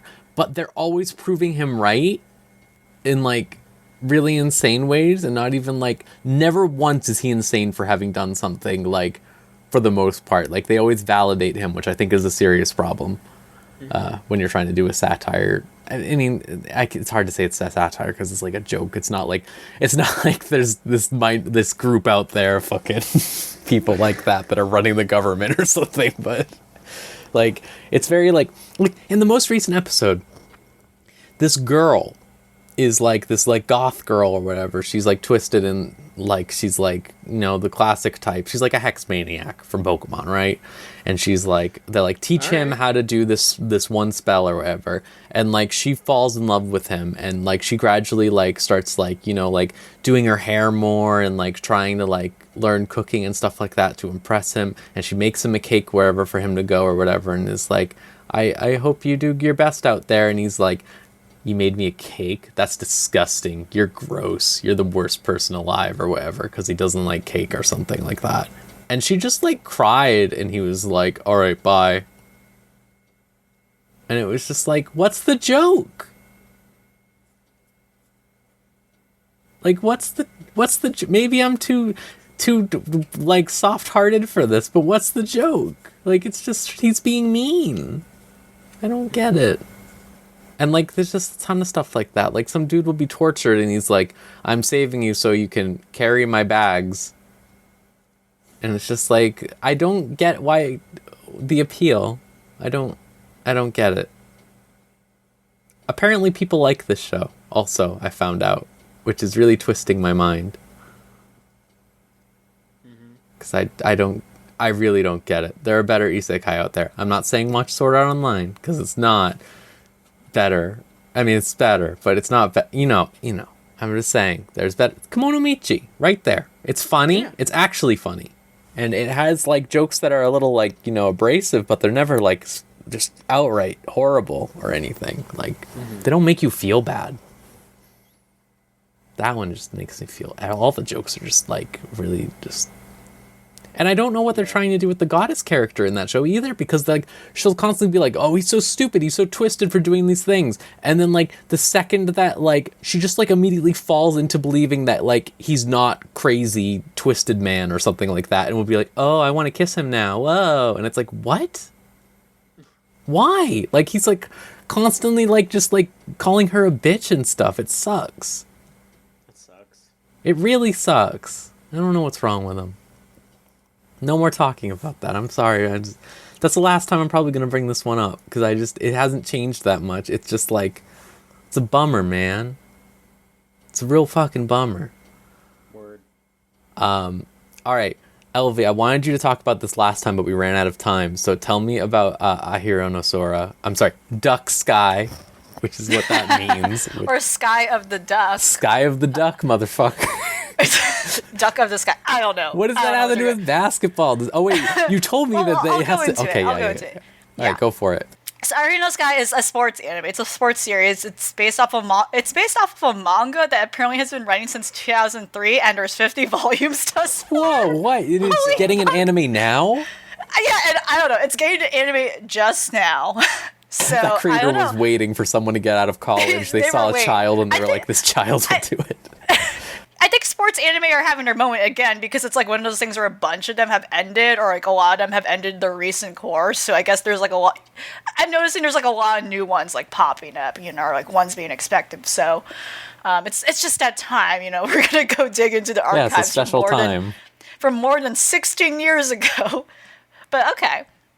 So definitely the series has its fans, if it's been running that long. And so that's good. It's how it's sort. And yeah, it's a really good series. Like, you know, I haven't really sat down and properly watched like a sports series in a long time. Like, you know, I'm not a Haikyuu person at all. Like, you know, just to mention the big popular one right now. I will never be a Haikyuu person because of how they it's have. Just too much. They haunt the FF tag on AO3. I don't know if you've ever tried to like look at that stuff, but wait, why? Because there's like two girls in Haikyuu, and even if they're not even in the fan fiction, if they're just like reference those girls, the people those sick fucks writing the Haikyuu fanfics will tag it as FF and like put the two girls in it or whatever. And it's like, you people are sick. Tags.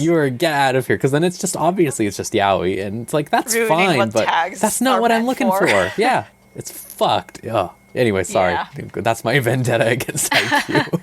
So the premise of the series is that if you read about the series, like this whole shebang about the series is like, oh, this like high school kid like made a promise to his mother, who apparently used to do basketball, like, oh, I want to do it, And that's like how that's what it reads in like a lot of the description. But that's not the most important part of this series. I don't know why it's advertised that way.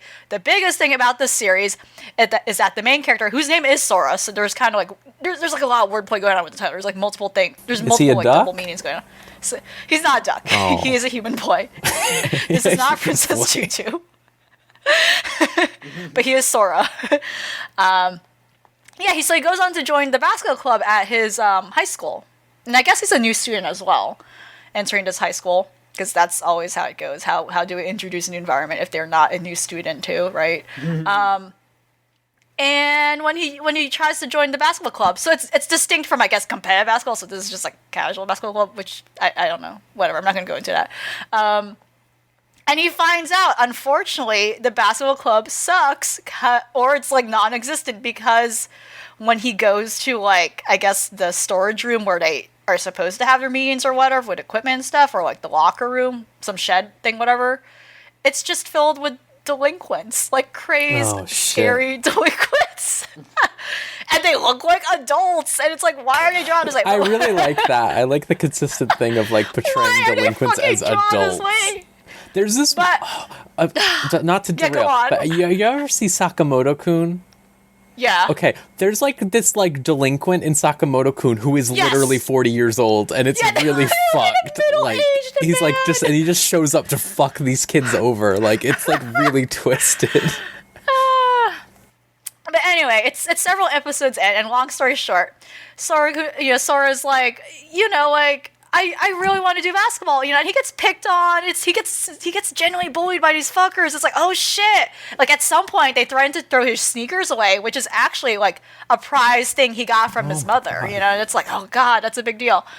But ultimately, he befriends like one of them, who's kind of like a slacker. He's one of the more nicer guys, and he's not like intimidating him. But he's like a huge lazy bum, and like there's a whole joke too where he's kind of like a perv as well, and he's been texting this one girl he met online, I think, etc. I forgot if it's online, whatever. But he's like a huge bum, but he's otherwise nice to him. He's like the nicest to Sora thus far.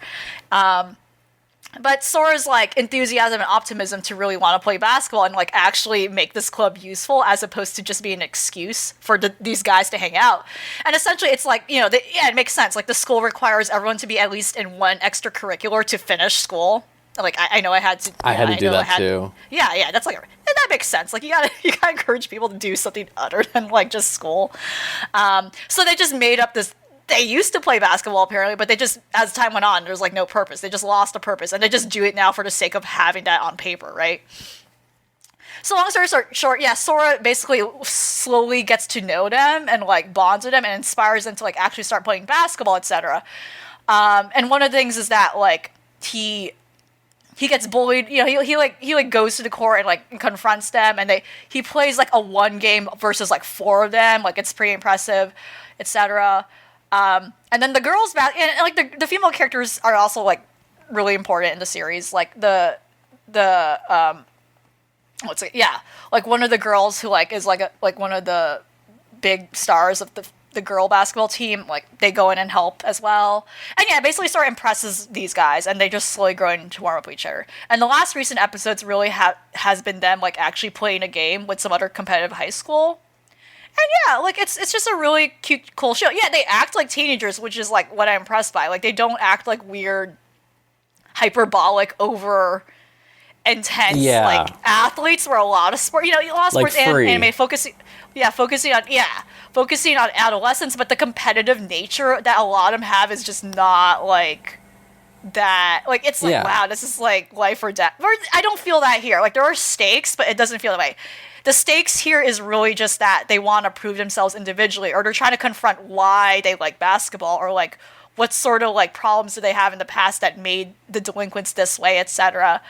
And I really love every single character in the show. It's like like initially the delinquents are like super mean and like horrible, but then over time it's clear like there's a reason why they're that way, and like the chemistry with everyone's really great. Like it's a really good show. It's like I highly recommend it if you just need a sports anime to go by. And it's also not like it's not overstimulating too. Where like I think a lot of sports anime has this difficult balance between like explaining and really showing off the mechanics of the sport where it just becomes like, what am I watching? Like, it's just becoming like a talking head show, or like you're showing like bits and pieces of like the action going on, but it's just literally characters talking over scenes, having to explain what's going on.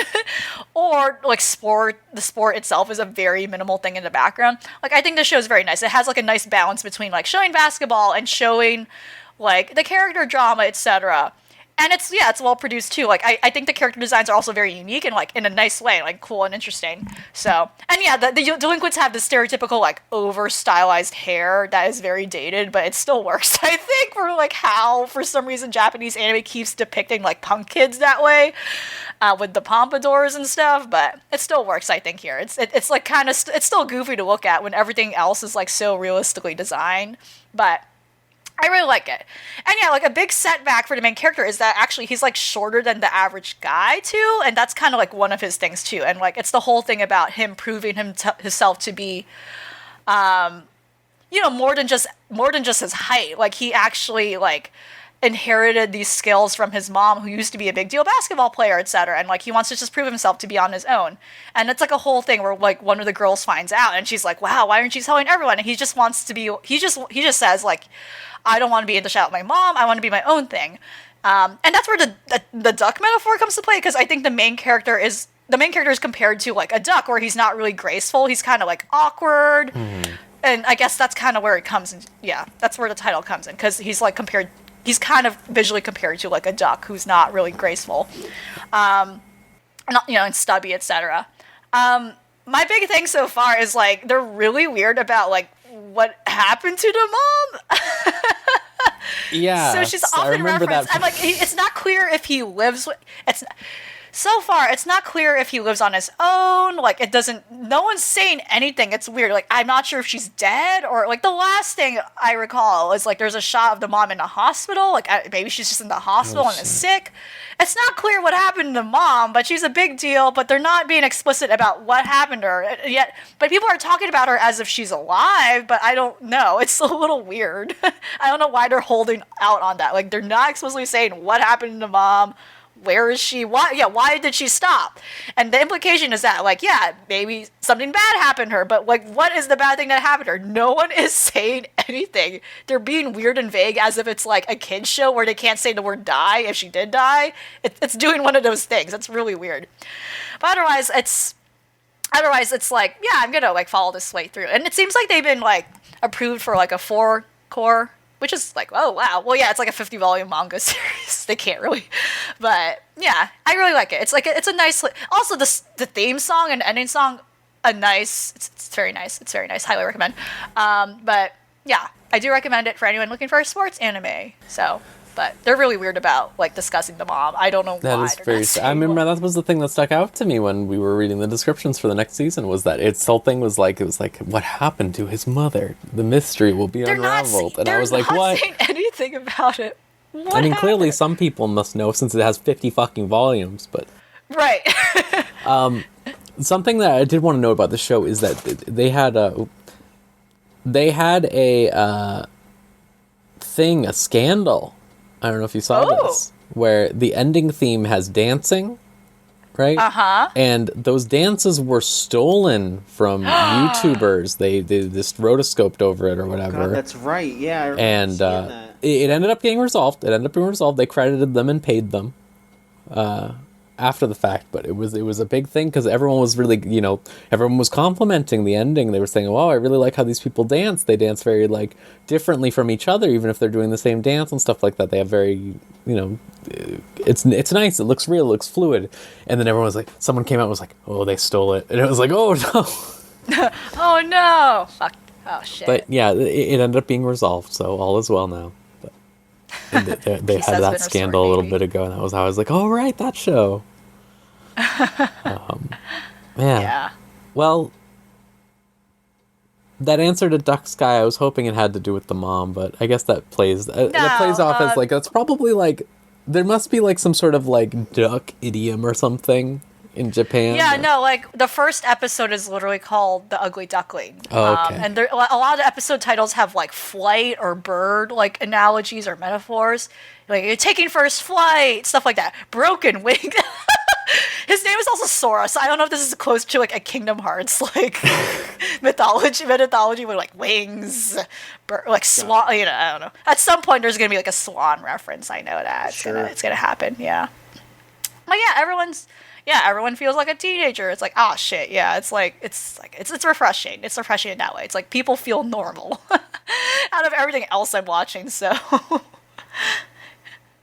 Sometimes it's good to have a little bit of normal, you know. Sometimes it's nice. Like right now, I'm looking forward to getting when I get to go back. That's why I kind of am appreciating the book one, you know. Like to an extent, it's like everything is so like ridiculous or whatever the fuck, and then it's just like it's easy going. There's conflict, but it's like real conflict, you know. Yeah, like, I feel this way about this too. Yeah.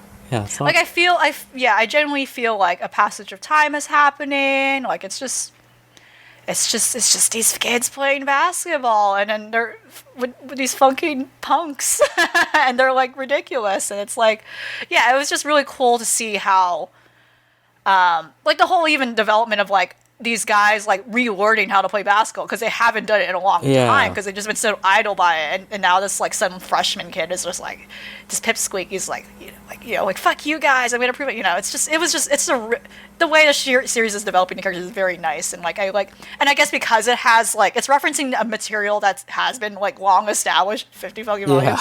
They're taking their time with it, and I appreciate that. So, yeah. Yeah, good. John. Yes. You caught up on Fate Go? Yes, I am. I'm all caught up on that one. How about that Ushi Wakamaru, huh? She's off the shits.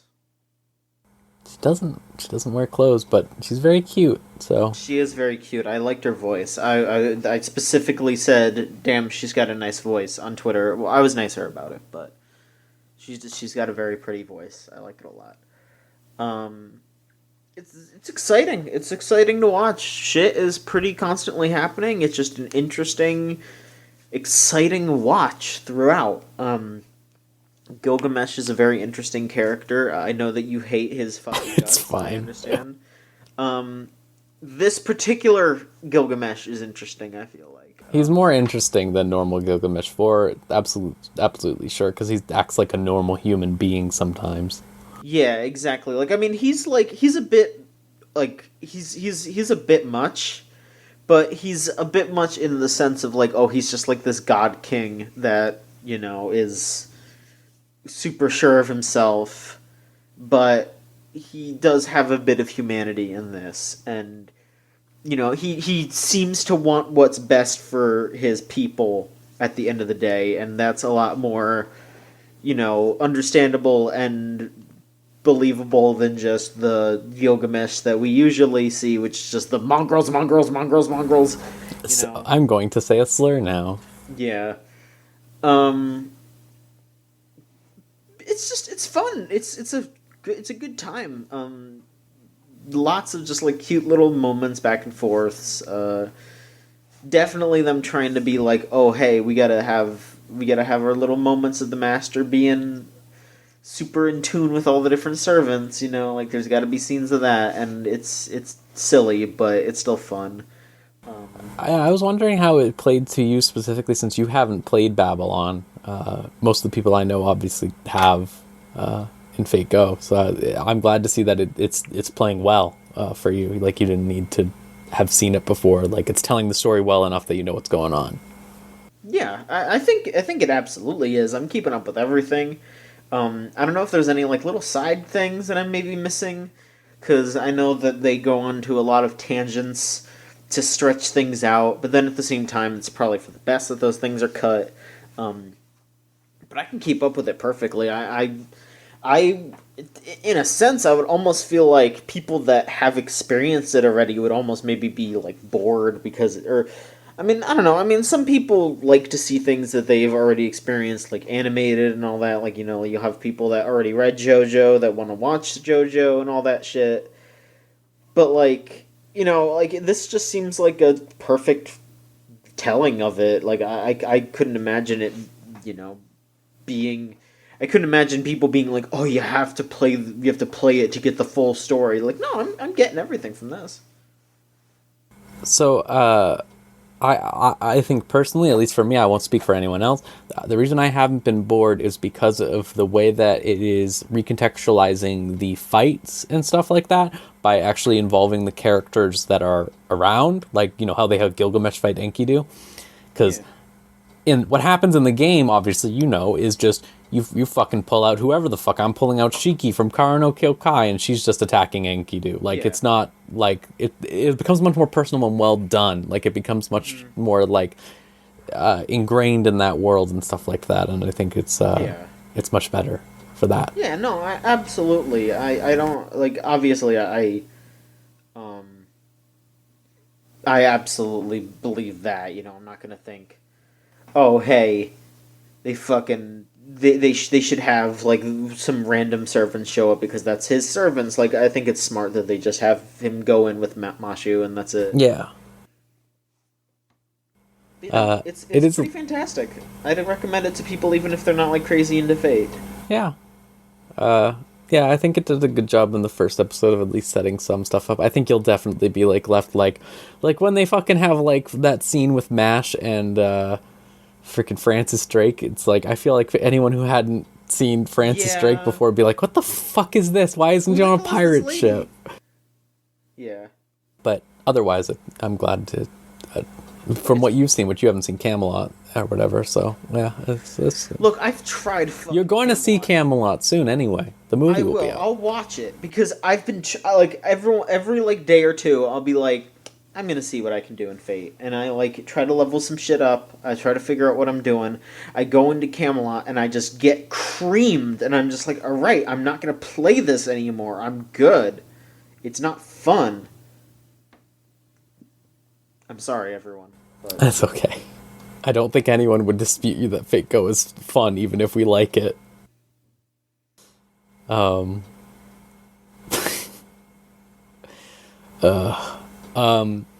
know what? I started watching that new Psycho Pass that's on Amazon. And remember we were saying that it was weird that it was only 8 episodes or something, like it's like 8 or 9 or something. Yeah. It's because they're like 55 episodes long, 55 minutes long. That's why. 55 episodes. So 55 episodes. Each episode is 55 episodes long. Can you believe that? No. Holy fuck. No. Okay. Yeah, they're so they're like an hour each. Yeah. So it's like it ends up being like a little longer than a normal season. And I think that pace helps that show a lot, not getting broken up that much.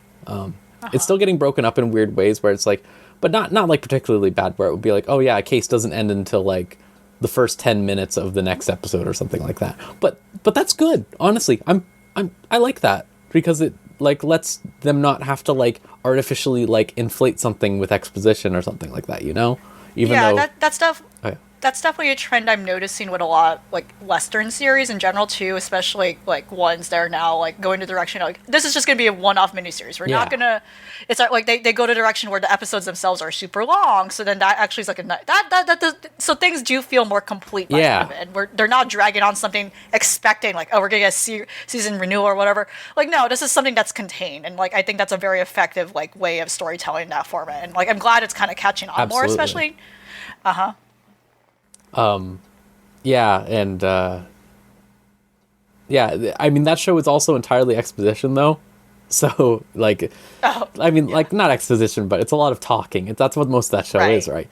Yeah, it's good. It's mostly different characters again, which I guess they did that in 2, I think too, if I recall. But they have some references to the old stuff or whatever. Most of it is all like the like mind jacking stuff or whatever, which is something. They do good visuals for it this time around, though. It looks cool. Oh God, thank you. They put like wolf faces on and stuff. It's kind of cool. But one thing that's really struck me that I didn't even think about when I watched Psycho Pass 1 and 2 is that, I mean, I did think about it back then, but it's really striking me now, just specifically, is how weak their like, I don't know if satire is the right word, but they're like,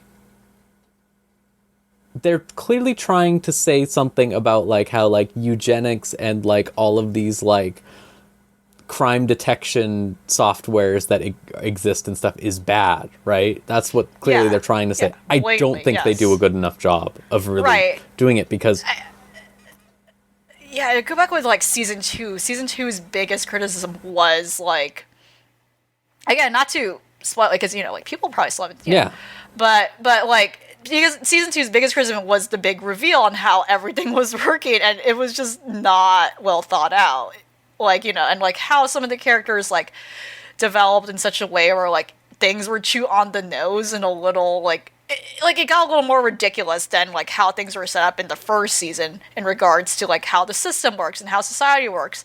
But season 2, it was kind of just all over the place in terms of like question. It makes you question like, was this the inherent idea in the beginning? Like, are you serious? Like, like you can fault it to how like the staff changes, etc. But it really was disjointed in that way, I think, and that's why season 2 was kind of strongly disliked by a lot of people.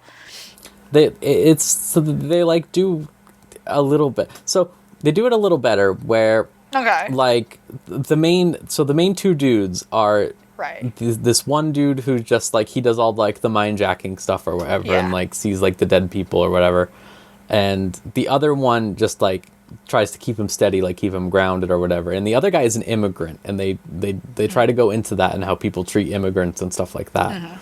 And they haven't done it particularly bad yet, I guess. It's very just by the numbers, like like people are fucked or like towards the immigrants and stuff like that, and they're just trying to be normal and live their lives, and some people are just weird nationalists. But it's the other one is like very like he's clearly there.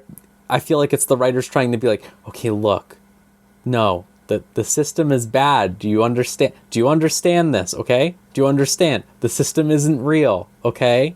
The crime thing is stupid. It's not a real thing. I want you to know this. You people, so like they have him constantly say like, you have to think with your heart too and stuff like that, like all the time. To really just be like, okay guys, just so you know, when the gun says that it's fine to kill the person, it's not actually true, because they're trying to do some sort of like analysis on police stuff or whatever. But it's like the way that they do it is still so fucked sometimes, because like they'll do that thing where they validate the system, right? Like they'll be like, oh well, yeah, and that's the problem, is like it's just so like where it works, and then it's like, oh yeah, and then it's like, okay, so is the system like, what are you trying to say here? Like, it's I think it has that problem where I absolutely believe that any Redditor who watches this show fully believes that it's like, oh shit, like yeah, we need this tech, like, or something like that. Like I truly believe that there are people like that. The most amazing thing that happened to it that I really truly appreciate, I have never seen anything else do this, is they have a ton of CGI stuff in this one, where they have these little like balls, chibi balls or whatever, going around everywhere. They were in 2, I think, too, but they're like way more present now. And they had the chibi balls on a map, on like a little play place or whatever that they had on a table. The main boy described how the 2008 mortgage crisis happened over the span of 10 minutes. Like, he fully fucking went in on it. It was incredible. And it was like, had like all they had like all the people like interact and be like, but wait, why would the bankers do that? And he's like, I'll tell you why the fucking bankers did that. And like, it just like keeps going and like having all the chibi. It was fucking wild. I was like blown away. It was really good. That's good. That's solid. Yeah, it's interesting, I think. I'm going to keep watching it, because I really do think that the pace is much better. And I love cyberpunk stuff, even if it's a very cyberpunk light show. And I think that's a difficult thing with, like, some of the criticisms you said, where it's a lot of these things struggle with wanting to satirize or like criticize something, but then like they don't know how to present it, or like it's hard to present it in a way where like they don't want to endorse it. Exactly. Like they're trying to make it, and like that's what it sounds like. It sounds like there's like a lot of moments thus far in the series where they're trying to be really ham-fisted and blatant about like, like, this is bad. So use your soul, not the gun. So like when the thing does actually work in relation to like how bad things are, it's like they gotta remind you again in the next Like, yeah, I don't know. It's tricky. Yeah. I understand though. I can understand, but it's relieving to know that I think also with a new cast of characters that I think this is something that would be easier to jump into even without the context of the previous series. You could totally just watch this. You would miss out on the Akane stuff because they talk about Akane from 2 or whatever sometimes, but she's not in the show. But it doesn't they just have I think her little kohai girl or whatever who was in 2, I think. Right. She's just a pissed off police chief now, so. Yeah.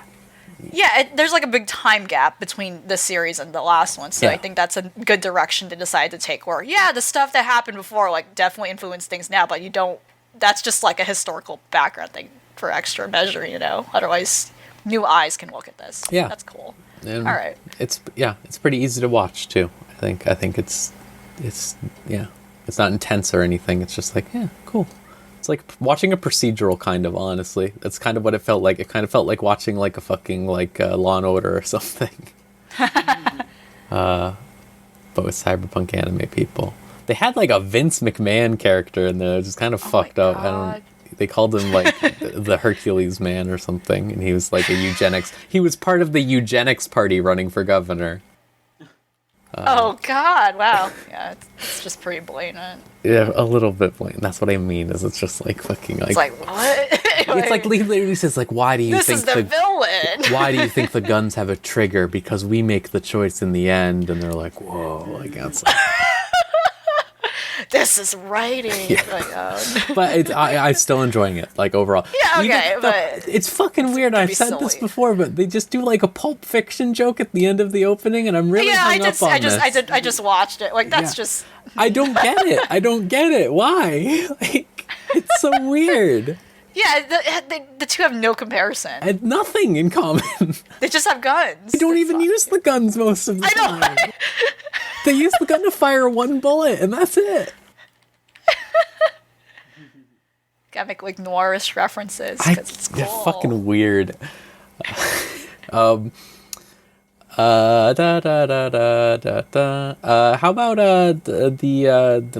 the Anime NYC? There we go. I was formulating. Yeah. What's up with that? What's going on? It's happening this weekend. Damn. Whoa. Yeah, fuck. Are you going to that? So, no. Oh. I'm going to a smaller con. Oh, so that's different. Cool. Yeah, more relieving. But I just want to mention there's fucking fate is taking over the anime conventions. I can't escape it. I'm still not going into this series. But I'm just reading now that I just want to mention that they apparently have a big El Malloy event, and I don't know what that entails. Oh, that's all I'm saying. Oh, yeah, John, you should have gone. Yeah. Let's see what does it say. Okay. Yeah, so Anime NYC is one of the Crunchyroll cons that have been going on for years, and from my experience, going to NYC last time, not last year, but my first time experience, it's it's a well produced show. It's nice to actually have an anime con in the East Coast again, and then Crunchyroll has Crunchyroll Con in California too. The names are only different because I guess management's different, so I don't know why it's just called Anime NYC, but it's still Crunchyroll Con, but for New Yorkers. But no, it looks like they have big Fate events. They have they got some big guests here. I'm just looking at it. Yeah, they got the Dr. Stone people there, and that's what they got all the stuff you expect from the season. They got the Dr. Stone people, but they do have some big Fate events. But I'm just mentioning that Fate seems to be a big sponsor in a lot of anime cons as of recent, but it makes sense. But they got some big thing going on. They got their U.S. tour thing or whatever, the U.S. Grand Tour. So a bunch of stuff is just going around the different anime conventions for this year, and I guess half of next year, pretty much. But you know what's really fucked? This is all not entirely related, and I will say something about the NYC thing. Fate Go has been down for maintenance for almost a full day now. And people's login screens are gonna get broken, coping? And I feel like they're gonna kill someone. Yeah, there's anarchy right now. There's are there intervention groups? I don't know. I hope if you so. go, there's people making memes that are oh no, we're never going to play the game again, and it's guys, it's been not even a day. What's wrong with you people? Is there a maintenance thing? Is it is there a maintenance thing? Oh, okay. Yeah, they. But wow, a whole day. They're taking a risk. There's it was supposed to be 3 hours. Oh, no. Yeah, they- wow. yeah. Sometimes. It's fatal. Wow, something bad happened. It was Apple didn't push an update or something, and then everything Oh, just fell fuck. apart. It's Oh fuck, the operating system issues. yeah, it's fucked. The thing I was gonna say about Anime NYC was that I know Aoyuki is there because they're gonna show the new Madoka anime. Oh yeah, I think she's I want to on see the new cast. Madoka anime because I played the Madoka game that it is based on. I didn't know it was think- going to be done by yeah. Shaft, and now I'm way more excited for it. I think Makoto Shinkai's Weathering with You film Yeah, is yeah, finally right. finally doing a US premiere at this con too. So yeah. If you're well, by the time people listen to this, by the time this is a public listening thing, the con is finished because it's this weekend. It's this weekend as of November 15th to 17th. So I guess if So you're a Patreon subscriber, you get to feel relevant, and You get to you're living in remember. the times. But yeah, that's some of the things to keep a look on of. It's like, even though it's just one of the things. Don't feel bad if you don't go to a con, but it's just an important thing to know. Like, oh, there's announcements, and then you just follow the announcements of like what happened after. Like, I haven't been to like a big Comic Con in a long time because it gets really overwhelming and too crowded. I much prefer smaller conventions now, personally. But it's just nice to see like, oh, things that drop and etc. So hey, big Illinois event, whatever that means. There's gonna be I don't know there's what gonna it- be a murder and someone's gonna have to solve it. That's what's gonna happen. Oh fuck. Oh shit. That might be true. God. Yeah, it's very ambiguous. It's telling me nothing. Wow. You know what? All I'm gonna say is I'm going off. All right, everybody, buckle in. All right. Uh Listen, when Fate Go started their U.S. tour, Oh They yes, started okay, I know where you're going with this. yeah, they started off in L.A. huh. They had exclusive items for sale there. They had a fucking playmat with Ryo art on it. It was adorable. It was funny as hell. It had Da Vinci and Mashu and everyone's favorites. It's all the little fucked up ones. That's the Rio art, Yeah. by the way, Alfie. Yeah. The like when they're fucked up. Oh, those. Okay. Yes. Uh-huh. And they had a playmat because I guess there's a Fate Go trading card game. I don't know. I wanted it for Yu-Gi-Oh! That shit sold out in like 10 seconds, and now you can only get it on eBay for like $90. So, all you people at the Fate Go US tour thing, print more of that shit. Let me buy one for money that isn't near $100. I want one so bad.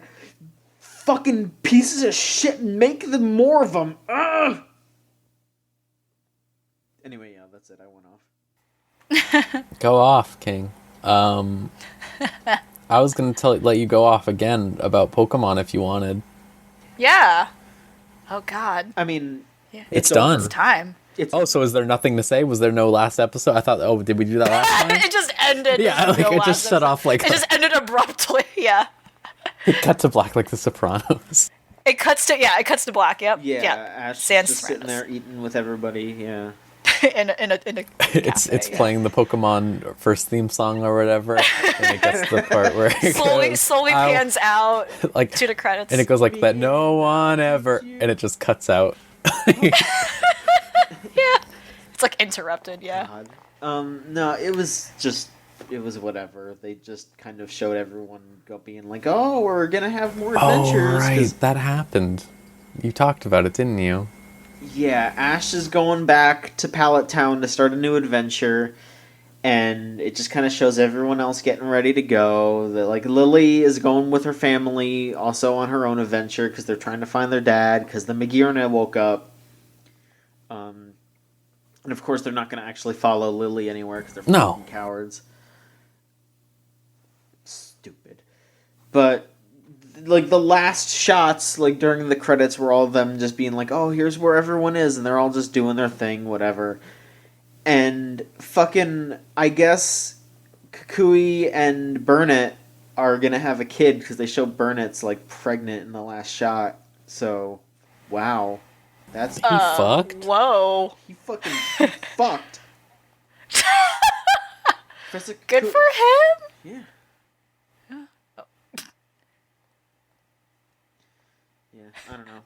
That's how it goes. Rose did just post a very fucked up image of, I guess, a Santa altar. She's so long. Little Santa altar. They just keep making the little tiny baby altered Santa creature. They make her sprite longer for every time the maintenance goes on, and she's just getting real fucked up. People are making real fucked up ones now. She looks so sad. Actually confused. I'm not sure what that expression is. Well, listen, you see, Jalter, Santa Lily, evil Christmas baby is... So there's the evil John, who's John Alter. That's, Joan of Arc. That's her. Yeah. She's evil. And then she drank a potion and turned into a baby and then wanted to become Santa, so she became evil Christmas baby Jalter. And now she's her own person. Fate fucking sucks.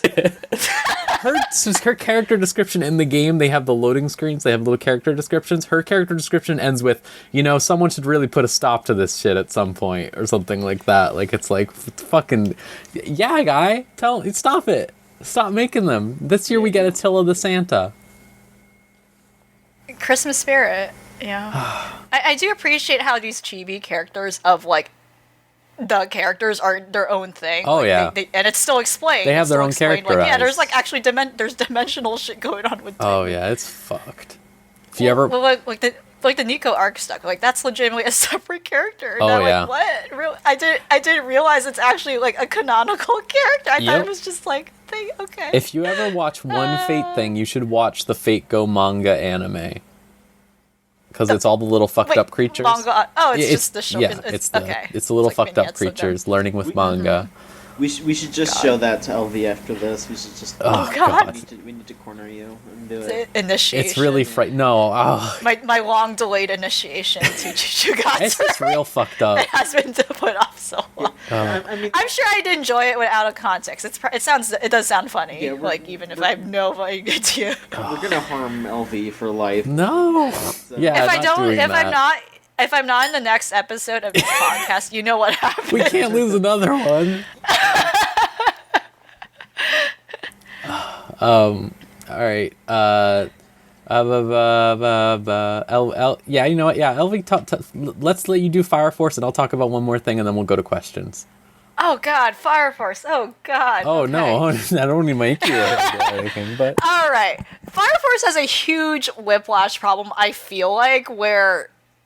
when things are going, it's like, oh, okay, cool, I want to know about that. It's like, but then they keep, like, jumping onto a different topic, or they introduce these new set of characters all of a sudden. And I'm like, well, you barely developed the other characters. Like, you're barely developing, first of all, the women. Again, that's still an issue of the series. None of the female characters really had a real arc besides the cute nun character, Lapis. But... so I guess at this point, the main characters are trying to recruit more firefighters on their team because the bullshit with the cult is getting worse and they don't know what to fucking do. They also had to move around some people or something, or they lost people. It's not clear. There's like a lot of things not clear where characters just kind of disappear for a few episodes and then they come back and it's like, oh, I forgot about you. Like, I don't... So the most recent episode, they recruited this forensic scientist, and he looks like, what's his name from Catherine, and it's fucked up. Oh, like why the does man? he look like that? Vincent? Yeah, the man. Yeah, he looks like Vincent. It's like, what the? Okay, he looks like Vincent. He looks like Vincent for some reason, and he's crazy. This guy's suspicious. His name is also Victor, so it's like, okay, whatever. They basically recruit this forensic scientist to again, expand their foray because the stuff with people combusting is getting worse, as it seems. And meanwhile, Shinra, the main character, and Arthur, and then I call her Lapis. Her name is Iris. Sorry, Iris, the nun, the firefighter from she has to do the prayer whenever they have to and they're meanwhile assigned to you gotta recruit this engineer to our team. And this guy looks like a Borderlands character. It's but no, that's just his mask so far. They go in, he's normal looking, but otherwise they go into this junkyard. It's like, what, I'm watching this episode. It's like, what the fuck is this? This is like Borderlands, and again, we're running into this thing where it seems like a lot of people hate the Fire Force, or they hate the bureaucracy around, like, how the Fire Force is kind of like this privatized thing by the government. Like, there's this interesting thing about, like, nationalism versus, like, people wanting to be vigilantes and stuff. So that's, like, so that's, like, a big dynamic going on, the politics of the show. And, yeah.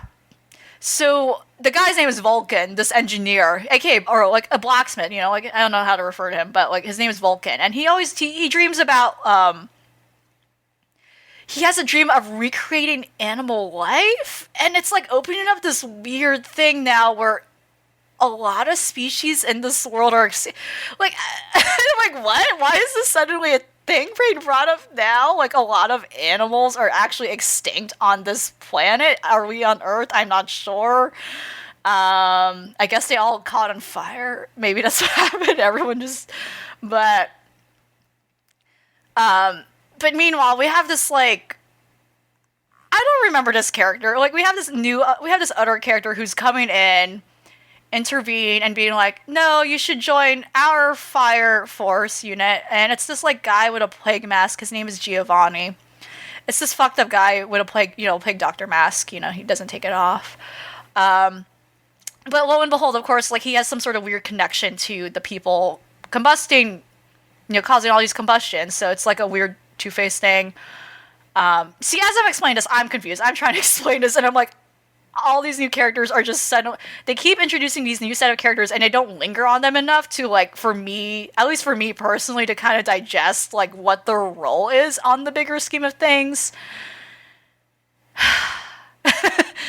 Anyway. Do you think this is why the DVD sold like 3 copies or whatever it was? Like, that really grim thing that you heard about that, right? Yeah. That made me feel bad. Like, I know, like, people aren't really buying Blu-ray stuff anymore that much, but damn. Anyway, this guy's workshop gets obliterated because he's not wanting to comply with choosing a side with the cult. So I don't know how to explain this in the most generic way possible without over-explaining it, but because it is confusing, and yeah. Yeah. Oh my goodness. I feel like I'm just, like, hurting everyone in this podcast by asking about him. Essentially, as of last episode, the workshop gets fucked up. And the plague doctor guy, like, destroy. Yeah, it's just I don't know what happened. I don't know how to explain what happened because I'm kind of confused as to what happened. And then like the guy, the blacksmith Vulcan, he has this cool sister to introduce, like, early on, and then, like, she betrays him, and it's like, well, we didn't really establish her long enough, or really got to know her long enough for me to kind of, like, take it on how bad that was. I mean, they have this whole backstory. It's like, oh yeah, she's not really his sister, I think. Like, they kind of just grew up together, etc. And then it turns out, like, this whole time she was secretly a cultist. But then it's like, you literally only introduced her, like, 1 episode ago. Like, I don't know how, like, the impact of this being, like, a deal breaker is not that great, It's like, yeah.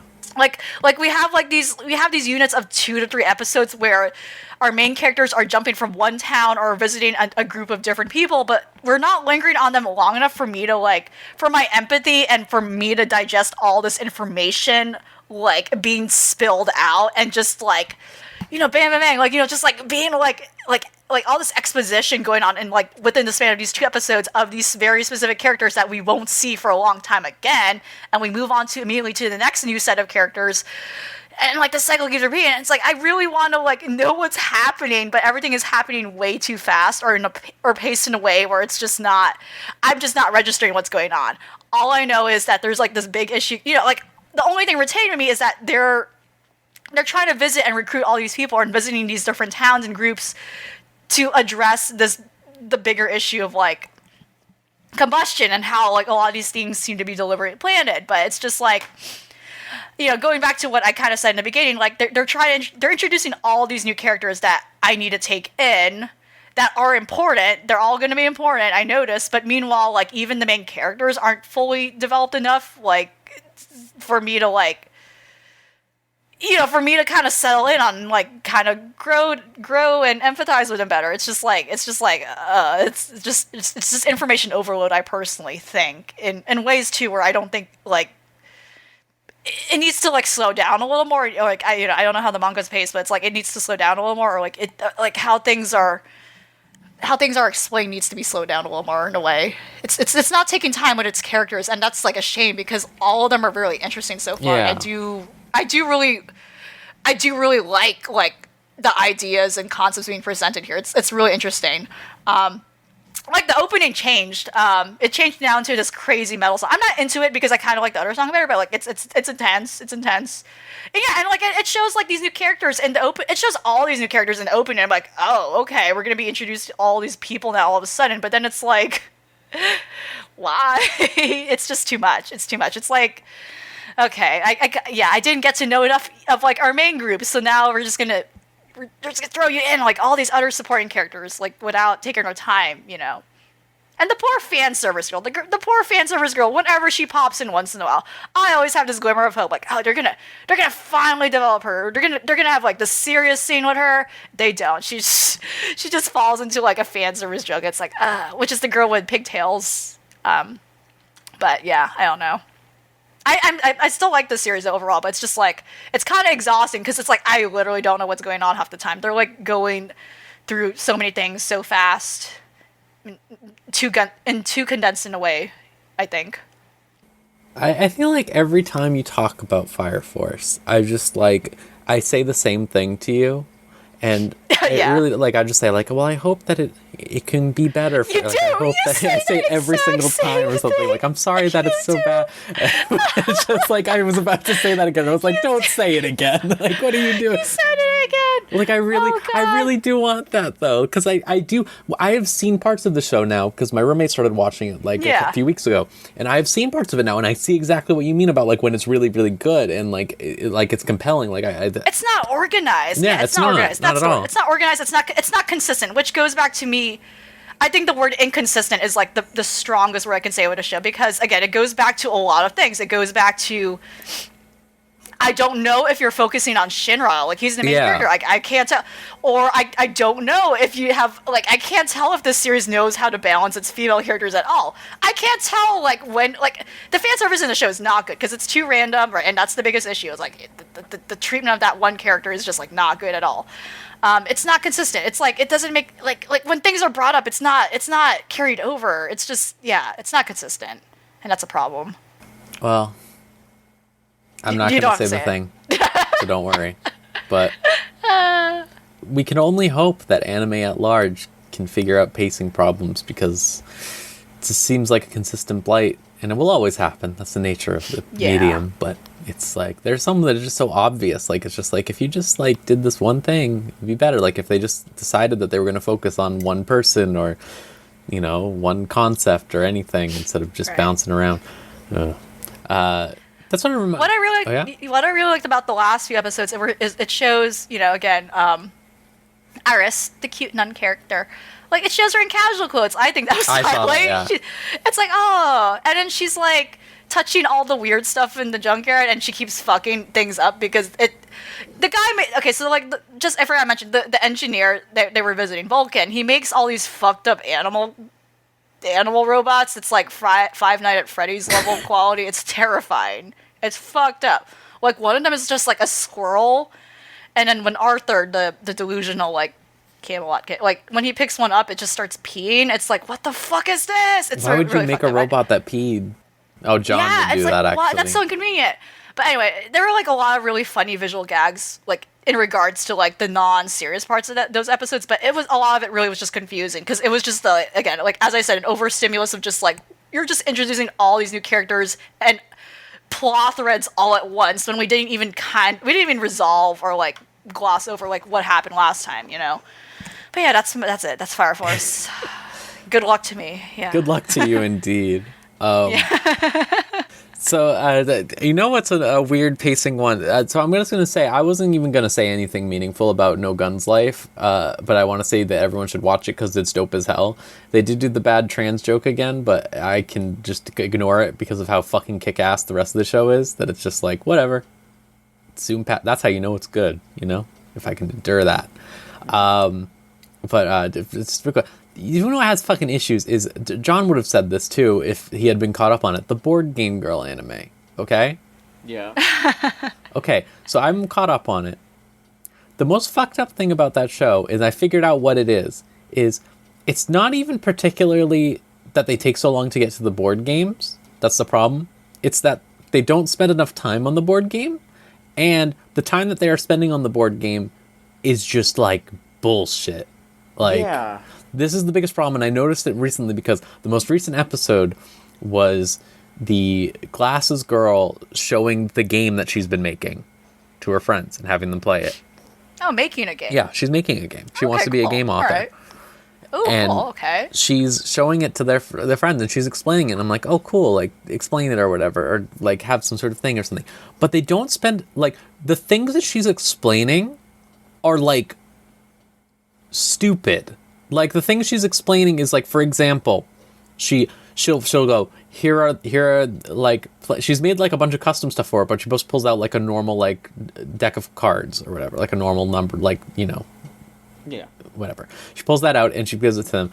And then one of the girls just goes, wow, normal playing cards? And she goes, yes, I did not have time to make playing cards. Here are the playing cards. And they go, wow, with the numbers on them?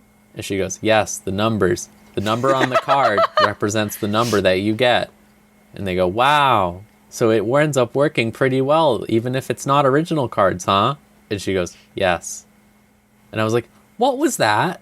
Like, I was just like, I just stopped. And I was like, what the heck was that? Like, why did they just waste that time? I feel like more and more I'm hearing about the negative things from both of you, and, like, you know, like, about this show, and, like, how, like, well, you know, first of all, the obvious problem is that despite its premise, it's not focusing on its premise. It's misleading. Mm-hmm. Or the premise is, like, very secondary to, like, what it wanted to do. But also, it seems like this show is written by people who are actually not enough of a strong gaming nerds, you know, not to call it their cred or anything, but I feel like it's made by people who are not as passionate as you would want people to be about this subject matter. So, like, the whole thing about, like, yeah, so the whole thing about, like, for instance, the girl who made a card game, like, they probably did not feel like they were very loose about making up an actual rule set, or, like, well, she made, like, a cool, like, she made it, like, it was cool, but they didn't talk enough about it, or, like, go into semantics of, the thing that I actually really liked on this show was one episode where they played the cockroach poker or whatever, because they went into an angle where it's the psychology of playing a card game that I really appreciated, where it was, like, this guy doesn't want, he's trying to impress this girl or whatever, right, and he doesn't want to, like, make her lose, but he doesn't want to let her think that, like, he just let her win or whatever, so he's trying to figure out the best possible solution to, like, do this thing. And I'm like, oh damn, that's a thing that you don't think about with board games, but that's, like, how it goes, like, right, like, if you're playing with someone you really like, there's that inner monologue or discussion that goes in your brain that's like, should I be mean, like, you know, like, I thought that was really interesting, and I was hoping the rest of the show would be like that was like episode 2. Now it's like episode 6, and it's like they did like an entire episode where they go to hot springs and the beach or whatever, and it's just like that's just could be slotted into any anime is the problem. Like, they have a board game, but it's so, like, ancillary to the whole thing. Like, it's just could be done better. They should play Parcheesi. That's what I'm saying since the beginning. Play, like, some bullshit. I don't know. They seem play, like, super casual, like, party games, like Connect 4. They seem very trapped in German They need to play stuff. Connect 4. Like, it's all German board games. They had this dude come in who's, like, an American dude or whatever, and he said, board games have no place in Japan. These fools won't buy it in Japan or whatever. There's no one. And his heart ends up getting melted by the girl with the glasses who's making a game, and he believes that maybe there's a future for games in Japan. Although in that, they also imply that Kiryu, so the owner, who's voiced by Kiryu, the owner of the game shop, he's friends with this other guy who's also buff, and it implies that they were both in prison together. Yeah, we were out breaking rocks in Okinawa or whatever, and I was like, what? Holy shit. Like he has a scar on his head. Like, when Kiryu was in prison, I bet he was playing a lot of board games. Yeah, but I like that both of them came out of prison, and they we've bonded over board. We love board games now. I'm going to start a board game here in Japan, and the other guy's like, fuck Japan, they don't get it. I'm going to America. They don't get it. He they made don't get board games. He made a company called Bad Dwarf. And that's the most famous board game company in America, apparently. In this universe. No, that sounds about right. Like seeing the kind of the kind of board games that I see when I go to the game shop, it's like, yeah, I believe that. Yeah. Okay, I think that's everything. Yeah. All right. Cool. So, John, take us to opinions first or questions? We didn't really get in any other opinions, I don't think. All right. Cool. Then just do check. questions. Yeah, just questions. All right. If you want to send in questions or opinions, go to videogamechoochoo.tumblr.com/ask. Bonjour asks, Bonjour. what is your favorite Yu-Gi-Oh card art? Why do we get this all the time? This is you bringing these shit in? That's a great question. Fuck you. It's so hard to say. There's so many great card arts. I mean, I'm just gonna reach over. Let's see here. I mean, just like in this like pile of cards that I have. Pulling out No. physical. Yeah, no, just reference. like in this pile of cards right here. I mean, I got Danger Tsuchinoko right here. That's classic, amazing art. Just gonna keep. Call the Mummy is like really scary looking. This is my zombie deck I'm looking at right now. A recent one that I really like is Crackdown because that has Goemon on it, like a Gandate Goemon. Yeah.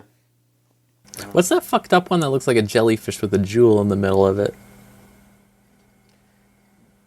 It's like an ancient card. You might have It's to like- be more specific. It's a spell card. It was like light blue. It's like soul or spirit or something. I don't know. I mean, Monster Reborn kind of looks like that. I don't know. No, it was like a spell card. I don't know. I can't think of that. I'm sorry. I mean, I think, you know, I could look through Oh, it these was all day. Monster Reborn. You got it. Yeah. Okay. I could look through these all day, but just fucking Vampire Sucker is like the best art. Like I love Vampire Sucker. If I was like in the Yu-Gi-Oh anime, she'd be like my like whenever I'm in a duel, she'd like be floating next to me and be like, "John, you can win. Look, you got the heart of the cards." And I'm like, "I sure do, Vampire Sucker. Thank you so much." That's what would happen. So I guess my favorite is Vampire Sucker. Do you got any, LV? In general, I need to say trading card art is truly a fine art. Like the detail really in a lot of is, these yeah. things, it's really beautiful. So I can say in general, like, yeah, I think most trading card art is like, but with Yu-Gi-Oh per se, I like Out of Virtue, just the weirdest fucked up ones, because it's like, well, you have like this really cool dynamic character art, like, you know, some of these like fantasy like characters, etc. But then you got some really fucked up ones in there. I like the ones where there was a recent one. I thought it was cute because it was very derpy. Was it the Tsuchinoko? Yeah, Oh, yeah. Dangerous. Tsuchinoko. It's why does it look like that? It's That's what they look like. Yeah. Oh god, They're real. it's so cute, but in like a weird way. You know, I'm like, oh, I feel bad for it. It's like, what is it? That's like the Yokai Watch phenomena. I know. It's like, oh, this poor thing. I got two wants to- copies of Danger Tsuchinoko. I need one more. Damn. It's very cute. Why do you need another one? Because three copies. Three is per deck? Oh, you know what? Actually, I forgot. Danger Tsuchinoko is actually semi-limited, so you only need two. So. Oh, about okay. that, yeah. But yeah, it's 3 per deck unless rules state otherwise. You know, because they'll limit. If it's limited, you can only have 1. If it's semi-limited, you can only have 2, and then if it's banned, you just can't use it. So there you go. A little fun fact for you. I think there was like one where it was a burger with teeth. There was like a Hungry lot of burger. food items that are fuck. Is it what we just called that? Hungry Okay, Burger, yeah, alright. and then Great. it's a ritual monster, and to summon it, you have to use the ritual hamburger recipe. Good. What about you, Rose? What's your favorite? I mean, Monster Reborn is just the classic in my mind. Like, really? That's just like all I can think of every time, because for the longest time I thought it was Tentacool. You might be able to see what I mean when you think about that, but Kinda. I think it the is, funny thing it's is very that- generous, but The funny thing is that's like the censored art because the Oh. original Monster Reborn is just like a cross, kinda. It's like an Ankh, but I think like people were like, "Oh, it looks like a cross." fucking the 90s were a time. Is it like Concierge to Hell or something? You know what I'm talking about? I don't even. Cheers to I just made that up. Okay, I don't know what it. You know what I'm talking That would about? be a name. That has to be. Do you The mean train tour lady? guide to the underworld? That's the same thing. Oh, yeah, I just made a The cool one with, version. the one that has a story. Yeah, it has I made a better story to title it. just now. God, Shitposting. You did make a better title. And then Fucking there's wrote a her, Yeah, that Goosebumps one's book. cute. and then there's her, That one's cute. and then yeah. there's her like sister beat cop from the underworld. Right. Oh God, Yeah. cops in the demon I world. just like that. It's very good. Yeah, no, very good. Very good answers. I've I come up with a better answer with my name. Fucking. Concierge. Oh my god. It's Concierge to Hell. That's a fucking great name. Yeah, it's pretty cool. Really good. Hey, Konami, you listening? Put that in. I mean, they're not allowed to use hell, you know? They can't do that. Ugh. Look, they are so stingy with that stuff. There's actually like a promotion that's going to happen in like a few months called the Lost Art promo, where, because in Japan they have everything uncensored and all that, but in America, what they'll do is if you go to an official store that like does the tournaments and you spend $30 in one transaction, they give you a special promo card that's just the uncensored art. Oh shit. And like one of them is for Solemn Judgment, I think is the specific one. Yeah, like the solemn cards, those are all the trap cards that have like God on them and he's like stopping you from doing stuff. Well, like in all of the art, he's always got like angels behind him, and they just erase the halos. So the lost art is just adding the halos back, and you can like barely see them because it's like hollow anyway. So it's not like you can really see them. But yeah, that's the kind of shit that they do. Fucking Like, Yu-Gi-Oh. no halos, no. You know, they have to like censor guns because you might remember the. The Fork Head's initial. Yeah. I mean, yeah, there's like all the like Even famous like erase. finger gun Yeah. thing, but you might remember the monster Barrel Dragon, like in the anime and in the like American card, it has like rail guns, but in Japan it's just like two revolvers. It's just the revolver dragon. Gun dragon. Yeah. Yeah, and then a lot of the women, like if they're scantily clad, the harpy ladies. Harpy specifically, ladies, like, absolutely. They erase the cleavages. They reduce breast size. It's like, Yeah, some stuff like that. Gotta Yeah. have no boobies here. Yeah. All right. Yeah. All right. Next up is a question from Natalie. I want to hear about anime characters you all relate to and/or project onto. Personally, I slot myself directly into the Yushiki Yui role with my GFs. Rose is Yukari. But for characters, because she's I said that. Spot. I actually said that too. Yeah. Wow. Called out. But for characters, I project onto, it has to be Monogatari Senjogahara. I want to hear your guys' choices. A lot of people who know me in IRL, they always kind of see me as this I sound expressive, and I do find myself to be expressive, but a lot of people don't see me that way, and not in a negative way, but they often see me as this weird person with who's kind of expressionless and hard to read in a way. People who know me personally, so I often project myself as Mai from Nichijou, who's like very quiet and like often like in the sidelines of things in terms of like I even personally kind of look like that, to be honest, too. But it's kind of twisted, to be honest, in real life. But yeah, that's how I often project myself as Mai from Nichijou specifically. All right. The glasses one, in case people forgot the name. I don't know. I'm thinking about this. I don't know. I can't really think of anyone that I project onto or get compared to. I don't know. What do y'all think? How about you? How about you tell me? Who am I? Ooh. Who are you? Yeah. You gotta do the Twitter. Oh, prompt. what's his name from Zombieland? That's what I always think of with you. Oh God! That's literally what I think constantly. Like it's the same exact fucking vibe. Yeah. I was about to say the Miyano. the aura is there, Mamoru yeah. Miyano or whatever, but that's not his name. Why not? I mean, because I'm just hollering at everybody. Come on, let's do it. But I give a shit. I love you all. I care. Yeah. All right. Okay, sure. I'll take that. Rose, how about you? Oh, So I was going to say the Chisei character from Magus Bride, but that show just reads like a biography for me a lot of the time, and it's too real, so I'm not going to take that one. I'm going to take Kambaru from Monogatari, because I transpose a lot of things onto her that might not be there, even though there's a lot of stuff there. Sure. So she's the projection. Yeah, exactly. Okay. All right. Anonymous asks, are there any shows you watch in order to detox after an anime session? I always intersperse episodes of Monk or Columbo between my... Oh, this person's a genius. Yeah, Holy shit. Classics, whoa! I am so upset that this person is anonymous because... I know. I used to really love those shows. Actually, now that this is brought up, maybe I should rewatch them. They're good. They were good shows. They were good. Good mystery shows. I also loved Murder, She Wrote. Angela Lansbury at her peak. I've never Love watched that, shit. but I've always wanted to. It's fucked up because it's kind of, and a lot of people talk about that shit because it's unintentionally funny where like this older woman, it just happens to go thing and someone dies. It's like, what is she doing?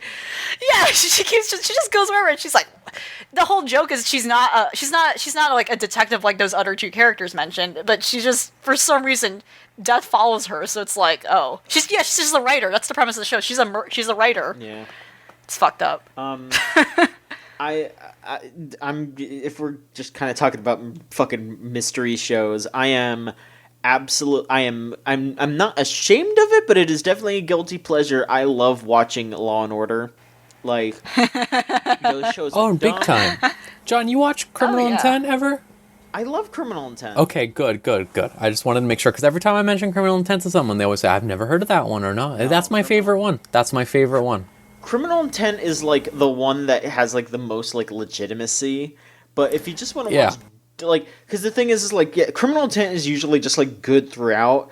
Like your SVUs is like, sometimes there's a good episode and sometimes there's like the gamer incel episode where it's just like, oh my god, that episode's incredible.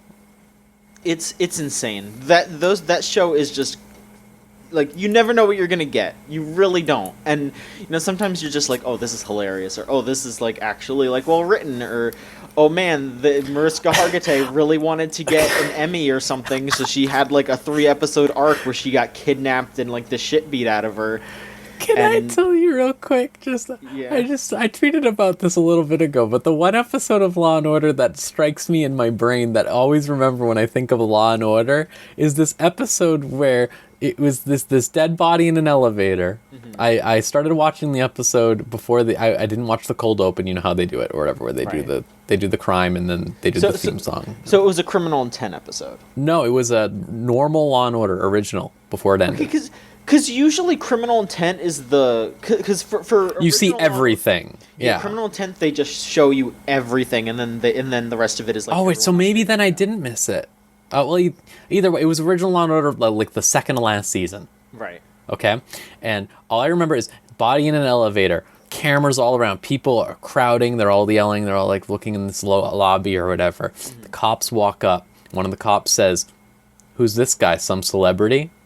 And the other one goes, "Close. He claimed he discovered the gay gene."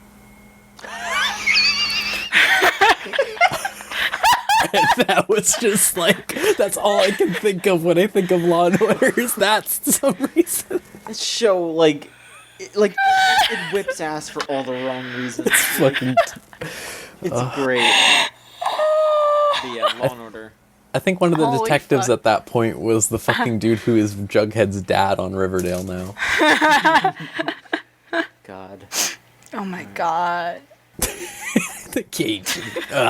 Okay, no. Can I do my answer? Yes. Yeah. Okay, so I was doing Person of Interest for a while. That's what I was doing. That's if you get a chance, watch that. One of my favorite shows. Fantastic. Now I just sort of do any other show that people tell me to watch. So like now I've been doing that show Blacklist or whatever. I've been doing that to detox because it's like it really. In both senses, it really like paints a picture, I think, and really like disconnects you from the anime world, because it makes you go like, damn, Western TV just as stupid. It's just stupid everywhere. And it also makes me appreciate or well, not appreciate. It makes me question when people get like, I know it's a slightly different kind of horny, and there's a lot of really bad stuff in anime. Don't get me wrong.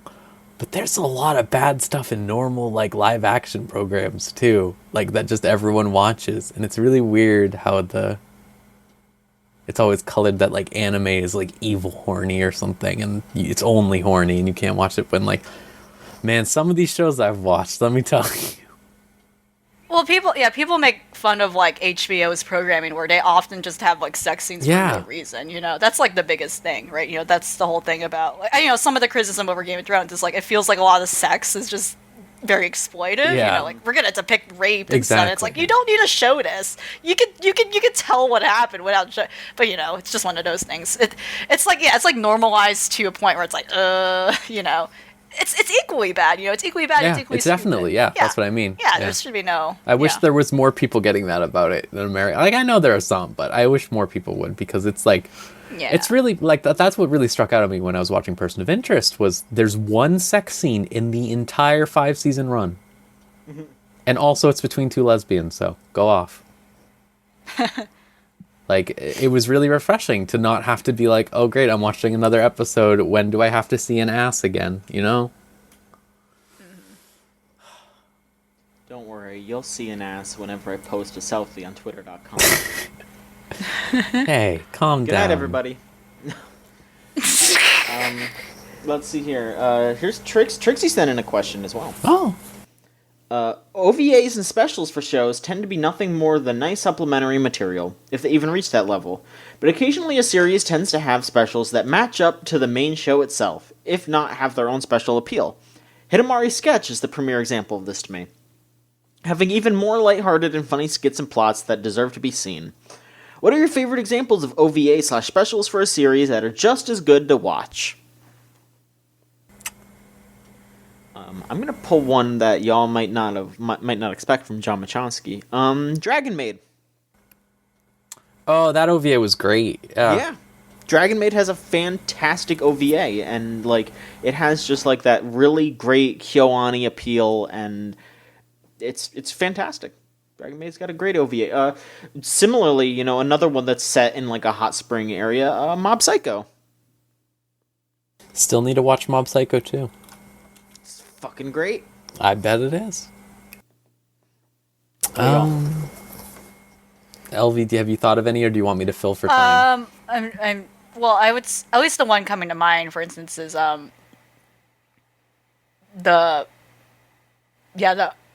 mean, it's considered an OVA, the Aria OVA, the Aria series, where it's, you know, a bunch of, you know, like a bunch of girls in Mars and they're gondoliers, and like it just has an OVA that like supplements it, I think, well, and it doesn't. It's like one of those things where it doesn't add on nor detract from it. It's just, I feel like it's just part of the series, and it's like interesting how it was a separate thing ultimately. You know, it's just a slice of life show about these girls doing their job in like this really nice peaceful world. So, and I know Natsume Book of Friends also had like a nice OVA, I think, too, that just fits in the tone right with the series. And I you know, again, it doesn't really add much, but I just thought it was good. It doesn't need to. It can just be nice. Yeah. Yeah. It's just like, oh, okay. It just makes the series longer. It's like, oh, actually, that's nice. That's welcome. I like this thing. That's good. We can make it longer. So, I think the Steins Gate Zero OVA was very good. It was a Valentine's Day special that was specifically about, in Steins Gate Zero, they had a character who's this girl who considers herself to be the Salieri to the Kurisu, the red-haired girl's Mozart. But she, like, really liked her, like, a lot. Like, liked her, you know? She really liked her. So, like, while everyone else is doing Valentine's stuff, she's, like, making, like, a whole Valentine's thing to put on her grave or whatever in Steins Gate Zero, because she's dead in that one or whatever. And it's, like, it's good. I think it's good. But the actual best one of all time is the Magus Bride one, which came out before the anime. And it was original content. Yeah. And it was like 3 episodes. You're right. It's fucking good. It's really good. It like just took place in the middle of wherever the anime was or whatever. but they aired it beforehand, and it has its own soundtrack and everything. It's really nice. I really like that a lot. Oh. Harlequin Wheels asks, who's the most iconic trio in anime? You're listening to them. Damn! Boom! Wow. Yeah, without Trixie, I guess. Yeah, here we go. You know, I mean, it would have been it's the most iconic foursome in anime in spirit. So you know, don't worry about that. Trixie's still with us. You know, she's still sending shit in. It's all good. But that's what I have to say. But is there another? Are there other? Team Rocket. This is, yeah. Rocket. Yeah. Yeah, Team Rocket. I'm trying to think of someone else. I feel like there was one just on the tip of my brain. I don't know. I mean, there's a lot, but then it's like the word iconic. We gotta That's true. Yeah, they gotta. be like, there's a lot. What about the oh well, that's not anime. I was gonna say the Kingdom Hearts ones. It's not anime. Yeah, you have to say it in that order. You have to say it in that order, or else. It's true. You do. I feel there was something. Doesn't fucking matter. Whatever. I don't know. It's fine. Me personally, because again, this is just a series I really like. People really dig the relationship between Yuki Toro and Kyo from Fruits Basket, and that for me, that was like a long-standing trio of like Oh sure. the longest like long-standing love triangle I had to like dealing with in my middle school years, which continues because the remake has been like airing and stuff. So like that image seems to have been resurfacing in a way. And then we can go into like the Love Live units. God. That's a whole other They're all like trios. that could cause some fights. So I'm not gonna say anything. I just remembered what the one I was gonna say was. It was the friggin' it just went away. Asuka, Rei, and fucking Shinji. Yeah. All right. Yeah. There you go. Yeah. Not Naruto, Sasuke, and Sakura because Sasuke fucking sucks. Yes. The Nichijou trio. Oh, yeah. That's another really good. Yeah. Yeah. Well, I would say Soul Eater trio, but there's like 6 of them overall since they all have wives. Yeah.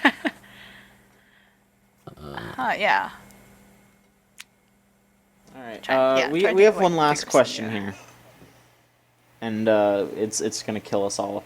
Again, if you want to send in questions, it's videogamechoochoo.tumblr.com/ask. Anonymous asks, what anime do you think the Joker would watch? Death Note. Would he watch Death Note?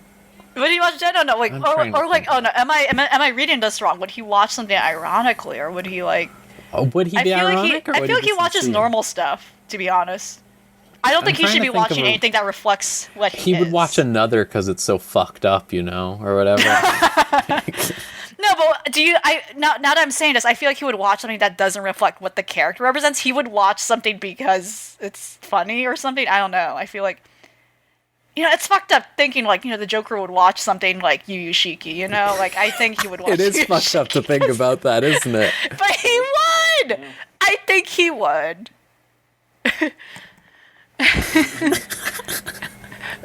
You think he would watch? I don't fucking know. I'm just looking at this list. Let's see. Joker fucking loves He would watch a Kiyosagiga. normal comedy. I think he would. Pop Team Epic. Oh my god, you're right though. I hate it. You would. I love Pop Team. He would watch Pop Team Epic and he would just be like, these are very normal girls. And Batman's like, stop. No, it's surrealist comedy. No, it's really weird. They're doing silly stuff. Stop, no. He's like, oh, I do this all the time. And he's like, no, you don't. Yeah. I've never seen you ride down a ski jump while playing the xylophone. You sick fuck. God. Oh my god. Yeah. He would just watch up some deranged comedy. Yeah, probably anything degenerate, really. But not in like how you would define that, where you know what I mean, more like I'm convinced he would watch Yu Yu Shiki. Yeah. Well, I think Jesus brought Christ. it full circle, it feels like. Well, that's it for questions. Thanks everyone for sending them in. Rose, you want to go ahead? Yeah, I'm sorry. I'm just really shaken about the Joker. I fucking hate him. Oh, getting pissed off. Whatever. No, I'm not actually. It's fine. Okay. So, I should say first, probably the next anime. I was going to say it for the end, but I should say now. So our next anime that we're going to watch, we're going to give you... Are we fine with what I said beforehand? Yeah? Yeah, I think... Yeah. Okay. So we're going to do anime of the year stuff either next time or the time after, probably, you think? Yeah? Yeah. Like in a month from now? Yeah, we're going to do that, and that's going to take up most of an episode, we think. So we're going to do, like... We let Trixie pick her final show, and she picked Katanagatari, which is a classic, fantastic, great show. But those episodes do lean on the longer side. They're like 50 minutes or so. There's 12 of them, and we're going to give you a month and a half to watch it. So, towards the end of December, we're going to come back and be like, hey, here it is. Or maybe, it is going to be the end of December. So yeah, warning in advance, you can't find this show legally. So don't feel bad about it, because there's literally no way. You couldn't even like buy a DVD of it for real. Like, you can't get it fucking anywhere. But you can find it pretty easily if you look. You could literally probably just Google watch Katanagatari and find it on a site that won't destroy your computer. It's a fantastic show. I'm really glad Trixie chose it, because it's really great, and it means John has to watch it now. Making it sound like I'm like... you weren't choosing not to, but I knew it was something that you had to be pushed into, because like you got to keep up with all the seasonal stuff and everything. Yeah. It's good. It's a good thing. I'm looking forward to finishing it, because I only got to episode 8. But yeah, it's great. So we're gonna watch that. You have a whole month and a half to watch it. So go nuts. Take it as easy or as fast as you want. Just know that you will have to wait. So yeah, we'll talk more about anime of the year stuff, because we'll probably do some sort of like listener thing. But we'll talk more about that next episode, when the next episode is that. Yeah. But yeah, all right. So watch Katanagatari. All right. So if you want to get episodes like this 1 week early, go to patreon.com/VGCC. $3 gets you everything. We're finishing up the route right now, too. The last episodes of that are going out, our tabletop podcast. Those last ones are going out there, so you get that a little early. You get our LPs a little early. XCOM stuff. XCHOOM, sorry. All that. Just $3. Get all that. And that's it. That's everything, yeah? Yeah. Cool. All right. Then that'll do it for this episode, and I hope you have a wonderful day, night, week, month, year, decade, centennial. Yeah, whatever. All right, see ya.